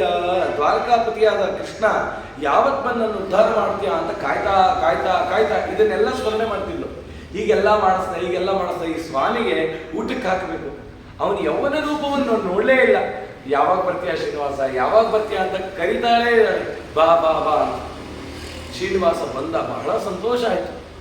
ಅವಳಿಗೆ ಅಪೇಕ್ಷೆ ಆಯ್ತು, ಸ್ವಾಮಿ ಅಂತೂ ಬಂದು ನನ್ನ ಉದ್ಧಾರ ಮಾಡಿ ಬಂದಲ್ಲ, ನಾನು ಆಗಲೇ ಹಣ್ಣನ್ನು ಮುದುಕಿ ಆಗಿಬಿಟ್ಟಿದ್ದೀನಿ. ದೇವರು ಹೇಳ್ತಿದ್ದಾನೆ, ನೀವು ಜೀವನ ಪೂರ್ತಿ ಪರಮಾತ್ಮನನ್ನು ಸ್ಮರಣೆ ಮಾಡಿ, ಅವನು ಖಂಡಿತ ಬಂದು ನಿಮ್ಮ ಕೈ ಹಿಡಿತಾನೆ. ಒಂದು ಕೈಯನ್ನು ನೀವು ಕೊಟ್ಟರೆ 2 ಕೈಯಲ್ಲಿ ಬಂದು ನಮ್ಮ ಕೈ ಹಿಡಿತಾನಂತೆ. ಸ್ವಾಮಿ ಜಗತ್ತಲ್ಲಿ ಸರ್ವೋತ್ತಮನಾದ ಆ ಪರಮಾತ್ಮ ಬಿಟ್ಟರೆ ನಮ್ಮ ಕೈ ಹಿಡಿದು ರಕ್ಷಣೆ ಮಾಡೋರು ಯಾರೂ ಇಲ್ಲ. ಹಾಗಾಗಿ ಅಂತ ಪರಮಾತ್ಮನನ್ನ ಕೇಳ್ರಿ, ನನ್ನ ಬಂದು ಉದ್ಧಾರ ಮಾಡು ಅಂತ ಹೇಳ್ತಾ, ಅಮ್ಮ ನನಗೆ ಊಟಕ್ಕೆ ಹಾಕೋ ತಡ ಆಯ್ತು, ತುಂಬ ಹೊಟ್ಟೆ ಹಸ್ತಾ ಇದೆ, ಆಮೇಲೆ ಮಾತಾಡೋಣ ಅಂದ. ಕೆಲಸದಿಂದ ಬಂದಿರೋರು ಹಾಗೆ ಹೇಳ್ತಾರಲ್ಲ, ಮಾತುಕತೆ ಆಮೇಲೆ ಮತ್ತೆ ಊಟಕ್ಕೆ ಹಾಕೋದು ಅಂತ ಒಳ್ಳೆ ಮುದುಕದೆಲೆ ಹಾಕೋದು. ಸಬಾಲ ಭಕ್ತಿ ನಿರತ ಶ್ರೀನಿವಾಸಸ್ಯ ಸನ್ನಿಧವು ಅನ್ನಪಾನೌಷಧಾದೈಶ್ಚ ಪಾನ ಸಂವಹನಾದಿಭಿ. ಬಂದು ಒಳ್ಳೆ ಊಟಕ್ಕೆ ಹಾಕಿ ಒಳ್ಳೆ ಮಾತಿನಿಂದ ಊಟಕ್ಕೆ ಹಾಕದಂತೆ. ಅನ್ನಪಾನ ಔಷಧ. ನಾವೆಲ್ಲ ಡಾಕ್ಟರ್ ಹತ್ರ ಹೋಗ್ತೀವಿ, ಮಾತ್ರೆ ತಗೋತೀವಿ. ಡಾಕ್ಟರ್ ಹೇಳ್ತಾರೆ ಬರೀ ಹೊಟ್ಟೆಗೆ ತಗೋಬೇಡ್ರಿ, ಯಾಕೆ ಸಂಕಟ ಮಾಡಿಬಿಡುತ್ತೆ. ಆ ಮಾತ್ರೆ ಹೆಂಗೆ ಕೆಲಸ ಮಾಡುತ್ತೆ ಅಂದರೆ ನಿಮ್ಮ ಆಹಾರದ ಜೊತೆ ಸೇರ್ಕೊಂಡು ಅದು ಆಹಾರವಾಗಿ ಕಾರ್ಯನಿರ್ವಹಿಸುತ್ತೆ. ಆದರೆ ಇಲ್ಲಿ ಹೇಳಿದ್ರು ಅಲ್ಲಿ ಅನ್ನನೇ ಆಹಾರ ಅಂತ. ಅವಳು ಗೊತ್ತಿತ್ತಂತೆ, ನನ್ನ ಮಗ ಬಂದರೆ ಎಲ್ಲರೂ ಬಿದ್ದು ಗಾಯ ಮಾಡ್ಕೊಂಡೇ ಬರ್ತಾನೆ ಅಂತೇಳಿ ವನಸ್ಪತಿಗಳನ್ನೆಲ್ಲ ಹಾಕಿ ಸ್ವಪ್ನೊಳಿ ಮಾಡಿಟ್ಟಿಲ್ಲಂತೆ. ಆ ಶ್ರೀನಿವಾಸನಿಗೆ ಆನಂದ ಚಪ್ಪರಿಸ್ತಿದ್ದಂತೆ. ಪೂಜೆಯ ಅಮಾಸ ಗೋವಿಂದಂ ಶ್ರೀನಿವಾಸಂ ನಿರಾವಯಂ. ಆ ಸ್ವಾಮಿ ನಿತ್ಯ ತೃಪ್ತನಾದ ಪರಮಾತ್ಮ ತಿನ್ನಲ್ಲ ಹೇಗೆ? ಅದಕ್ಕೆ ಹೇಳ್ತಾ ಇದ್ದಾನೆ, ಭಕ್ತಿಯಿಂದ ದೇವರಿಗಾಗಿ ಪಾಕ ಮಾಡಿ. ಭೋಜನ, ಊಟ, ಕೂಳು ಅಂತ 3 ವಿಧಾನ. ಆಹಾರಕ್ಕೆ ಭೋಜನ ಅಂತ ಕರಿತೀವಿ, ಊಟ ಅಂತ ಕರಿತೀವಿ, ಊಟ ಆಯ್ತಾ ಅಂತ ಕೇಳ್ತೀವಿ. ಏನ್ ತಿಂದೆ ಕೂಳು ಅಂತ ಕೇಳ್ತಾರೆ ಹೊರಗಡೆ ಜನ ಅಲ್ವಾ? ನಮ್ಮಲ್ಲ ಆ ವ್ಯವಹಾರ ಇಲ್ಲ, ಆದ್ರೆ ಹೊರಗಡೆ ಮಾತಾಡ್ತಾರೆ. ಇದ್ರ 3 ವ್ಯತ್ಯಾಸ ಹೇಳಿದ್ರು ಶ್ರೀನಿವಾಸ. ಭೋಜನ ಅಂದ್ರೆ ಭಗವಂತ ಪ್ರೀತನಾಗ್ಲಿ ಅಂತ ಅಡಿಗೆ ಮಾಡಿ, ಭಗವಂತನ ನೈವೇದ್ಯ ಮಾಡಿ, ಮನೆಗೆ ಬಂದ ಅತಿಥಿಗಳಿಗೆ ಭೋಜನವನ್ನ ಮಾಡಿಸಿ ನಾವು ಸ್ವೀಕಾರ ಮಾಡ್ತಿರವಲ್ಲ, ಅದು ಸಂಪೂರ್ಣವಾದ ಹರಿಪ್ರಸಾದಕ್ಕೆ ಭೋಜನ ಅಂತ ಕರೀತಾರೆ. ನಾವು ಇವಾಗ ಹೋಗಿದ ತಕ್ಷಣ ಲೇಟ್ ಆಯ್ತು, ಎಷ್ಟೊತ್ತು ಮುಗಿಸ್ತಾರೋ, 7:15ಗೋ 7:45ಗೋ 8ಕ್ಕೋ, ಯಾಕೆ ಅಂದ್ರೆ ಕುಕ್ಕರ್ಗೆ ಇಡಬೇಕು ಊಟಕ್ಕೆ ಅಂತ ನಮಗೆ ಅಂತ ಮಾಡ್ಕೋತೀವಲ್ಲ ಸ್ವಾರ್ಥಕ್ಕೆ, ಅದನ್ನು ಊಟ ಅಂತ ಕರೆದು. ಆ ಊಟನೇ ಸ್ವಮಾಂಸ ಭಕ್ಷಣ ಆಗುತ್ತೆ. ಕುಕ್ಕರಲ್ಲೇ ಮಾಡಿ, ಗ್ಯಾಸ್ ಮೇಲೆ ಮಾಡಿ, ಸ್ವಾಮಿ ನಿನ್ನ ಪ್ರಸಾದ ಅಂತ ಸ್ವೀಕಾರ ಮಾಡಿ, ಆಗ ಖಂಡಿತ ಪ್ರಸಾದ ಆಗುತ್ತೆ. ಇನ್ನು ಕೂಡು ಅಂತ ಹೊರಗಡೆ ಹೋಟ್ಲಲ್ಲಿ ದುಡ್ಡು ಕೊಟ್ಟು ತಿಂತಾರಲ್ಲ, ಅಲ್ಲಿ ಮಡಿ ಇಲ್ಲ, ಮೈಲಿಗೆ ಇಲ್ಲ, ಏನೋ ಹೊಟ್ಟೆ ತುಂಬಬೇಕು ಅಂತ ಮಾಡ್ತಾರಲ್ಲ, ಅದು ತಾಮಸ ಅಂತ. ಅದಕ್ಕೆ ಕೂಡು ಅಂತ ಕರೀತಾರೆ. ಇಲ್ಲಿ ಸ್ವಾಮಿಗೆ ಏನ್ ಮಾಡಿದ್ರು ಅಂದ್ರೆ ಆ ಭೋಜನವನ್ನು ಮಾಡಿಸಲ್ಲ ಅಂದ್ರೆ, ಅಲ್ಲೂ ಹೇಳಿದ್ರಂತೆ 1 ನಿಮಿಷ ದೇವ್ರ ನೈವೇದ್ಯ ಮಾಡ್ತೀನಿ ಅಂತ. ಆಯ್ತು ಮಾಡುವಂತ. ಆ ಪ್ರತಿಮಾ ರೂಪದಿಂದ ಸ್ವೀಕಾರ ಮಾಡೋದು, ನಾನೇ ಪ್ರತ್ಯಕ್ಷ ರೂಪದಿಂದ ಸ್ವೀಕಾರ ಮಾಡೋದು. ಈ ಭಕ್ತಿ ನೀನು ಇಟ್ಕೊಂಡಿದ್ಯಲ್ಲ ಅದು ಮುಖ್ಯ ಅಂತ ಹೇಳಿ ಸ್ವಾಮಿ ನಾನು ಸ್ವೀಕಾರ ಮಾಡ್ದ. ಅವನು ಹೇಳ್ದ, ನನಗೆ ನೀನು ಏನು ಮಾಡಿದೀಯಾ, ಏನೇನು ಮಾಡಿದ್ಯಾ ಅಂತ ಕೇಳಿದಾಗ ಅವಳು ಹೇಳಿದ್ಲು, ಈ ಹುಗ್ಗಿ ಗೊಜ್ಜು ಮಾಡಿದ್ದೀನಿ, ಈ ಸೊಪ್ಪುನೋಳಿ ಮಾಡಿದ್ದೀನಿ, ಸಾರು ಮಾಡಿದ್ದೀನಿ, ನನಗೆ ಅದು ಯಾವುದು ಬೇಡ, ತಿಳಿ ಸಾರು ಹಾಕ್ಬಿಡುವನ್ನಂತ. ಆಯಾಸ ಆದಾಗ ತಿಳಿ ಸಾರು. ಶ್ರೀನಿವಾಸ ಭವಿಷ್ಯೋತ್ತರ ಪುರಾಣದಲ್ಲಿ ಆಹಾರದ ಬಗ್ಗೆ ಬಹಳ ಹೇಳಿದ್ದಾನೆ. ಸುಮಾರು ಒಂದು 30 ಶ್ಲೋಕಗಳಿದೆ. ನನಗೆ ಇದು ಮಾಡಿಕೊಡು, ಅದು ಮಾಡಿಕೊಡು ಅಂತೆಲ್ಲ ಕೇಳಿದ್ದೇನೆ. ಮುಂದೆ ಸಾರು ಬೇಕು ಅನ್ನಂತ. ಯಾಕೆ ಅಂತಂದ್ರೆ ಎಲ್ಲದರ ಸಾರ.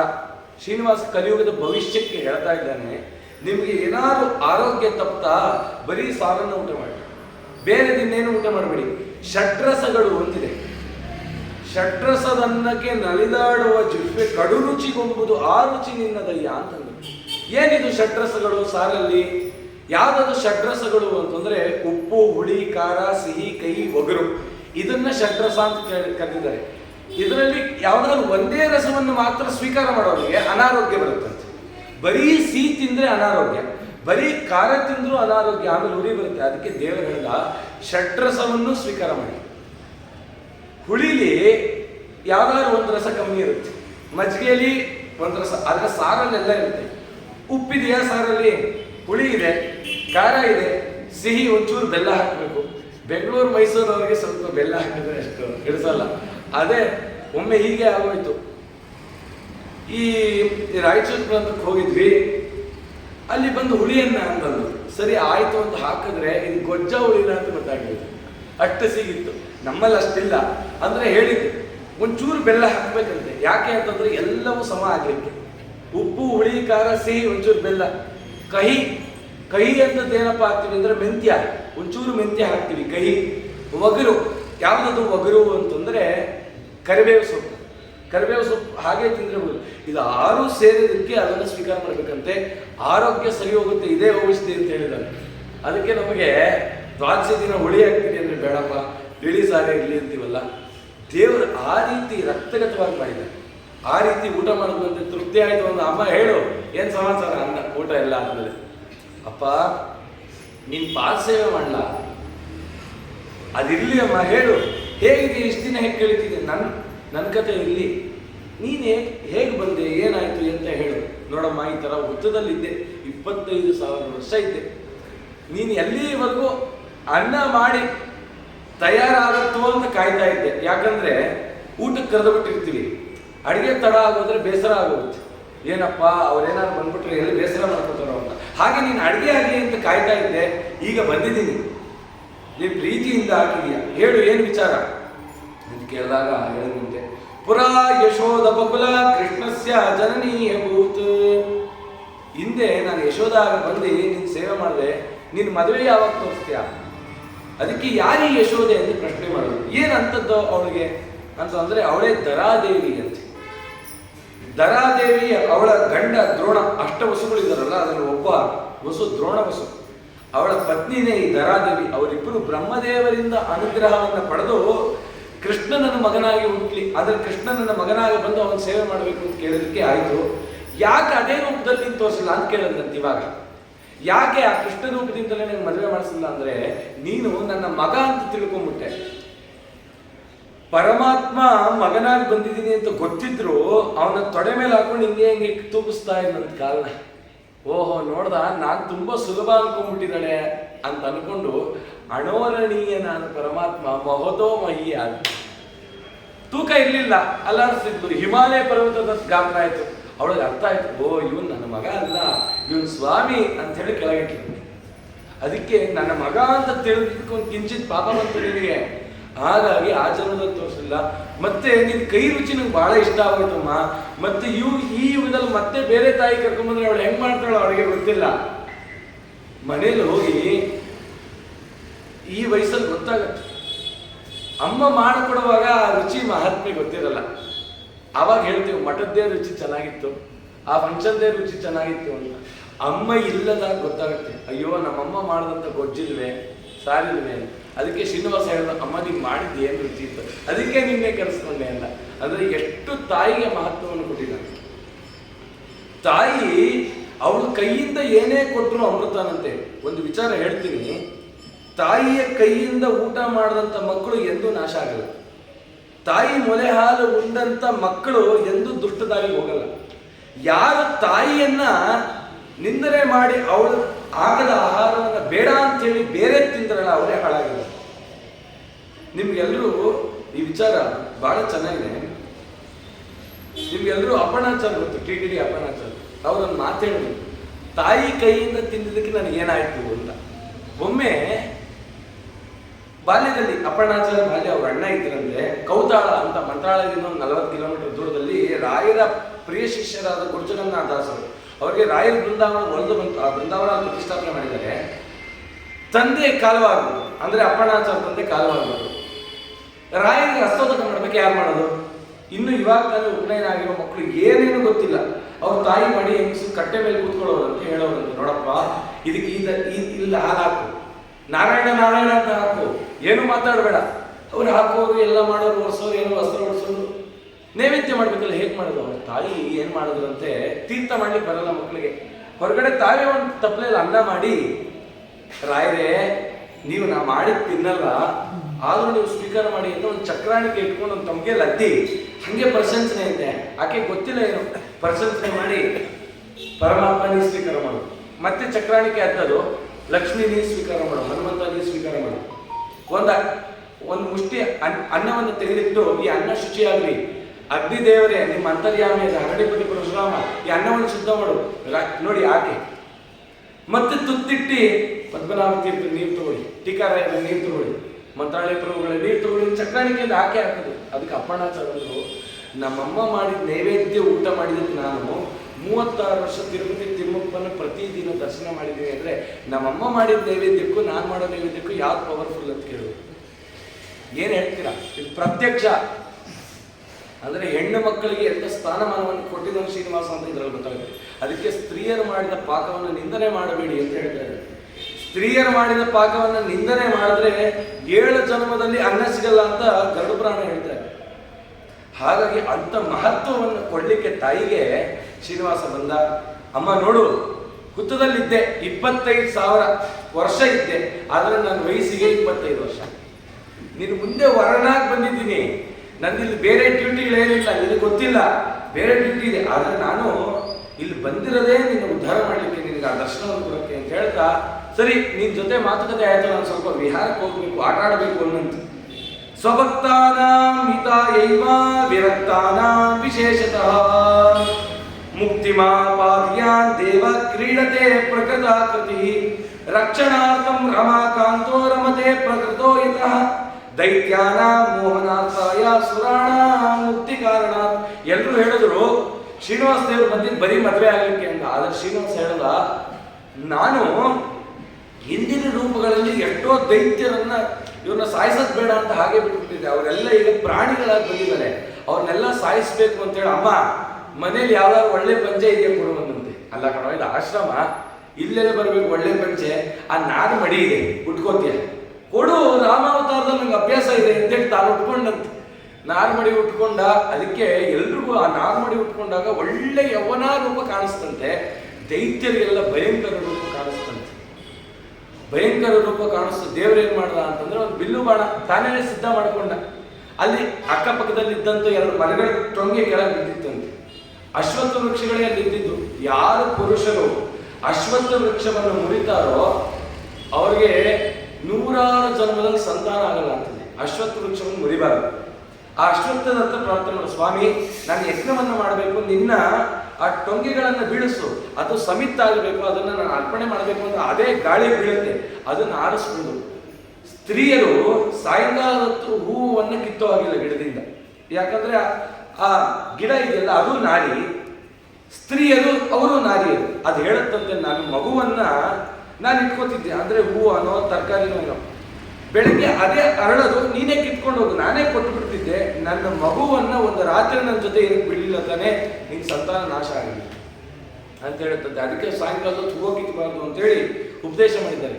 ಈ ರೀತಿಯಲ್ಲ ಆಯ್ತು. ಅದಕ್ಕೆ ಶ್ರೀನಿವಾಸ ಏನು ಮಾಡ್ದ, ಕೆಳಗೆ ಬಿದ್ದಿತ್ತು, ಒಂದು 2-3 ಬಿದಿರು ಕಡ್ಡಿ ನಾಡಿಸ್ಕೊಂಡ ಬಾಣಕ್ಕೆ, ಅದನ್ನೆಲ್ಲ ಚೂಪ್ ಮಾಡ್ಕೊಂಡು. ಅಮ್ಮ ಕೇಳೋದು, ಯಾಕಪ್ಪ ಇದೆಲ್ಲ ಮಾಡ್ತಿದ್ಯಾ ನೀನು, ಆಟ ಅಂತೆ ಏನು ಮಾಡ್ತಿದ್ಯಾ?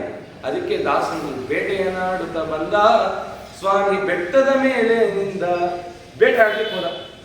ಅಲ್ಲಿ ಎಷ್ಟೋ ಜನ ದೈತ್ಯರೆಲ್ಲ ಬಂದ್ಬಿಟ್ಟಿದ್ದಾರೆ. ಆ ಕಾಲನೇಮಿ ಬಂದ್ಬಿಟ್ಟಿದ್ದಾನೆ, ಆ ಕಾಲನೇಮಿನೇ ಬಂದ್ಬಿಟ್ಟಿದ್ದಾನೆ. ಸಿಂಹವಾಗಿ, ಹುಲಿಯಾಗಿ, ವ್ಯಾಘ್ರ ಮೃಗಗಳಾಗಿ ಬಂದು ಬೇರೆಯವರಿಗೆಲ್ಲ ತೊಂದರೆ ಕೊಡ್ತಾ ಇದ್ದಾರೆ.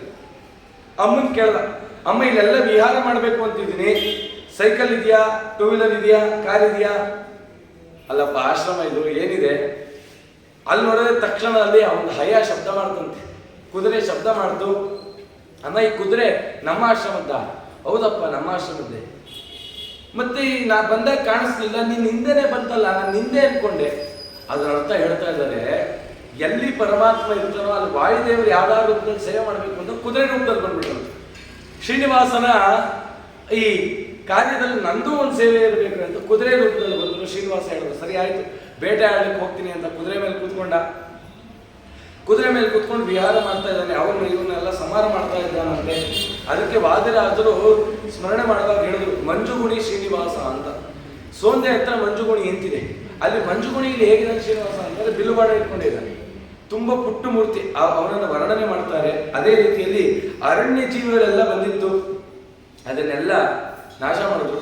ಇಲ್ಲಿ ಈ ಹಯ ಬಂತಲ್ಲ, ಅಂದ್ರೆ ಕುದುರೆ ಬಂತಲ್ಲ, ಯಾರೀ ಕುದುರೆ ಅಂತ ಚಿಂತನೆ ಮಾಡುವಾಗ ಹೇಳಿದ್ರು, ಶುಭ್ರವಸ್ತ್ರಂ ಪರಿದಾಯ ಪಂಚಹಸ್ತಂ ತದಾ ದದಾತ್ ಆದರ್ಶ ಲೋಕಿತಂ ಕೃತ್ವಾ ದತ್ವಾ ಶುಭ್ರಾಂ ಚ ಮೃತ್ತಿಕಾಂ.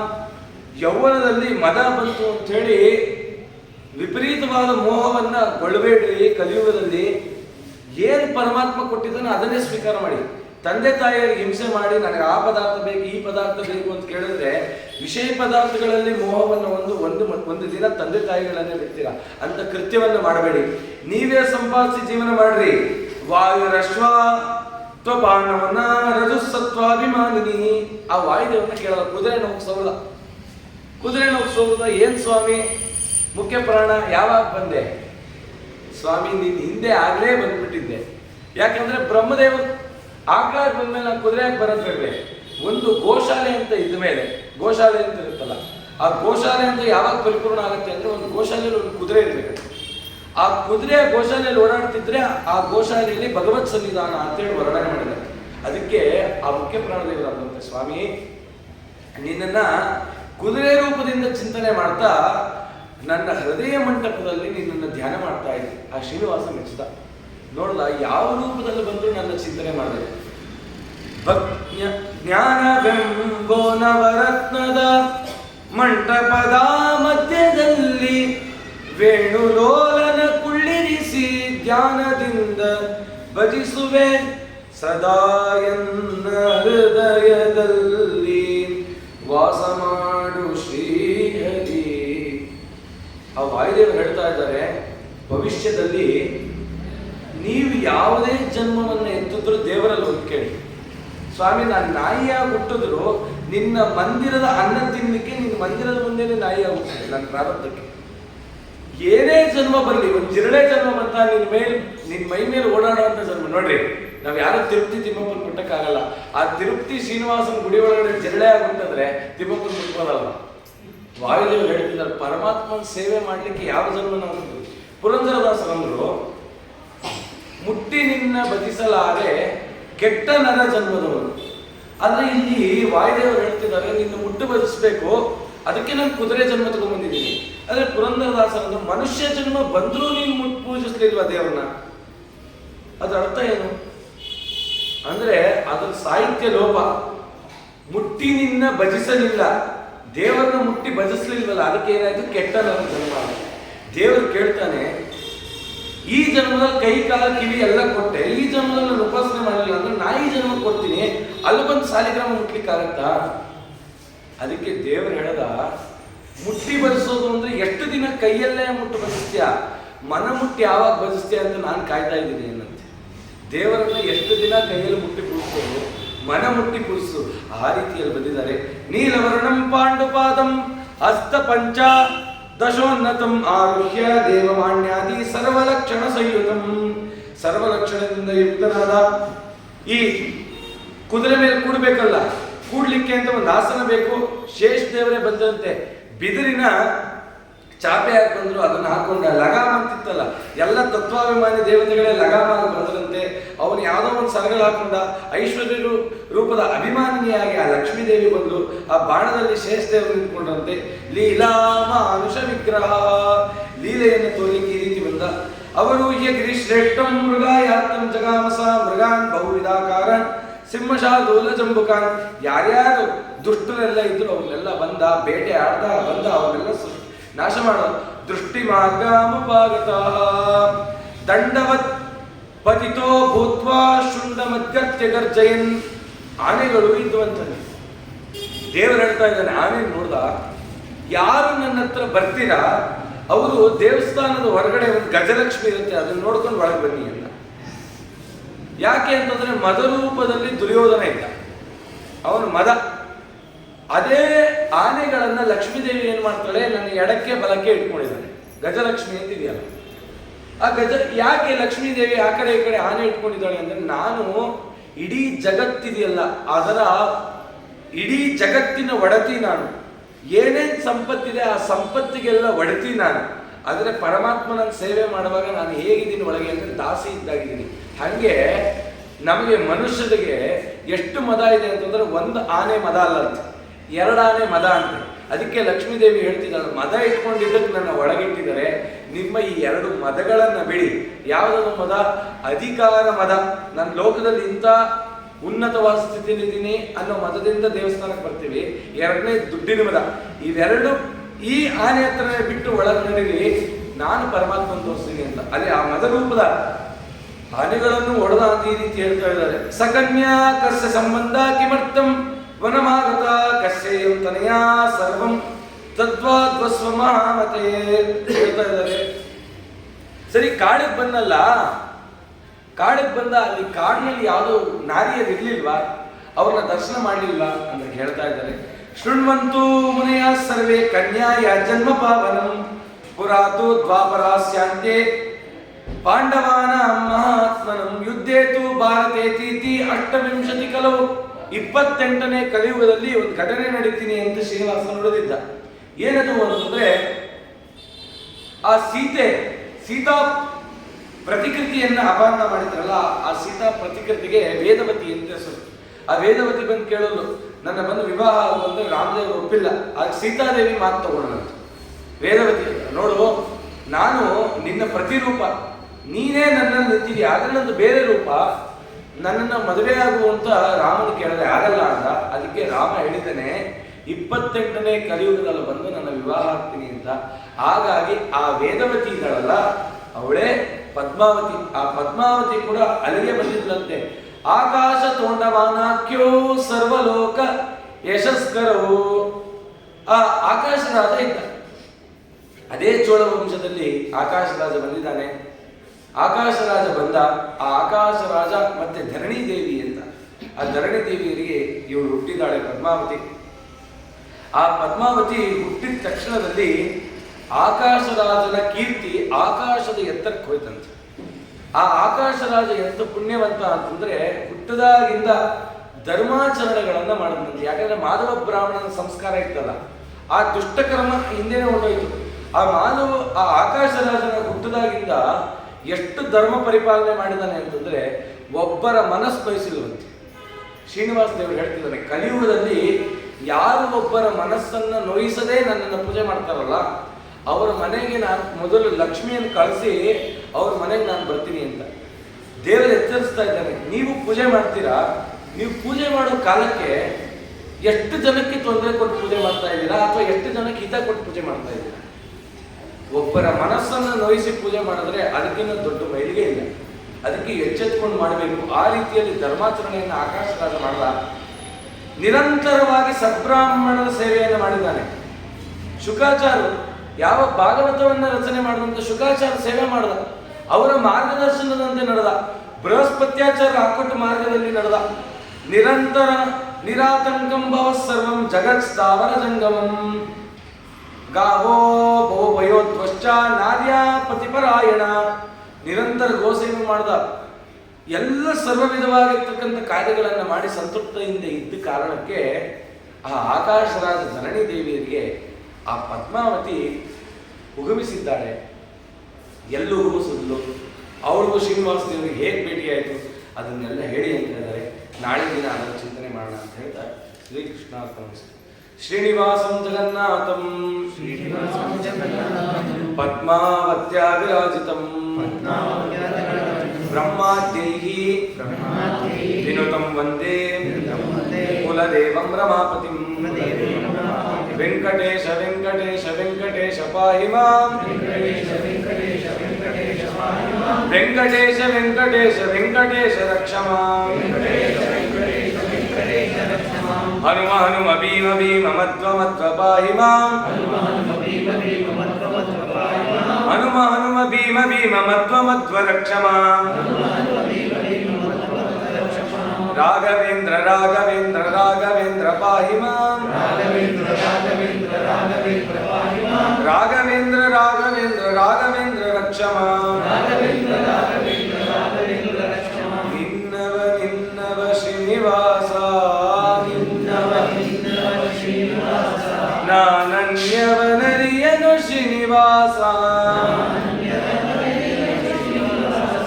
ಅಯ್ಯ ಮನ್ನಿಸೋ ತಾಯಿ ತಂದೆ ಶ್ರೀನಿವಾಸ, ಅಯ್ಯ ಪ್ರಸನ್ನ ವೆಂಕಟಾದ್ರಿ ಶ್ರೀನಿವಾಸ, ಬಿಡೆನೋ ನಿನ್ನಂಗ್ರಿ ಶ್ರೀನಿವಾಸ, ಎನ್ನ ದುಡಿಸಿಕೊಳ್ಳಲೋ ಶ್ರೀನಿವಾಸ.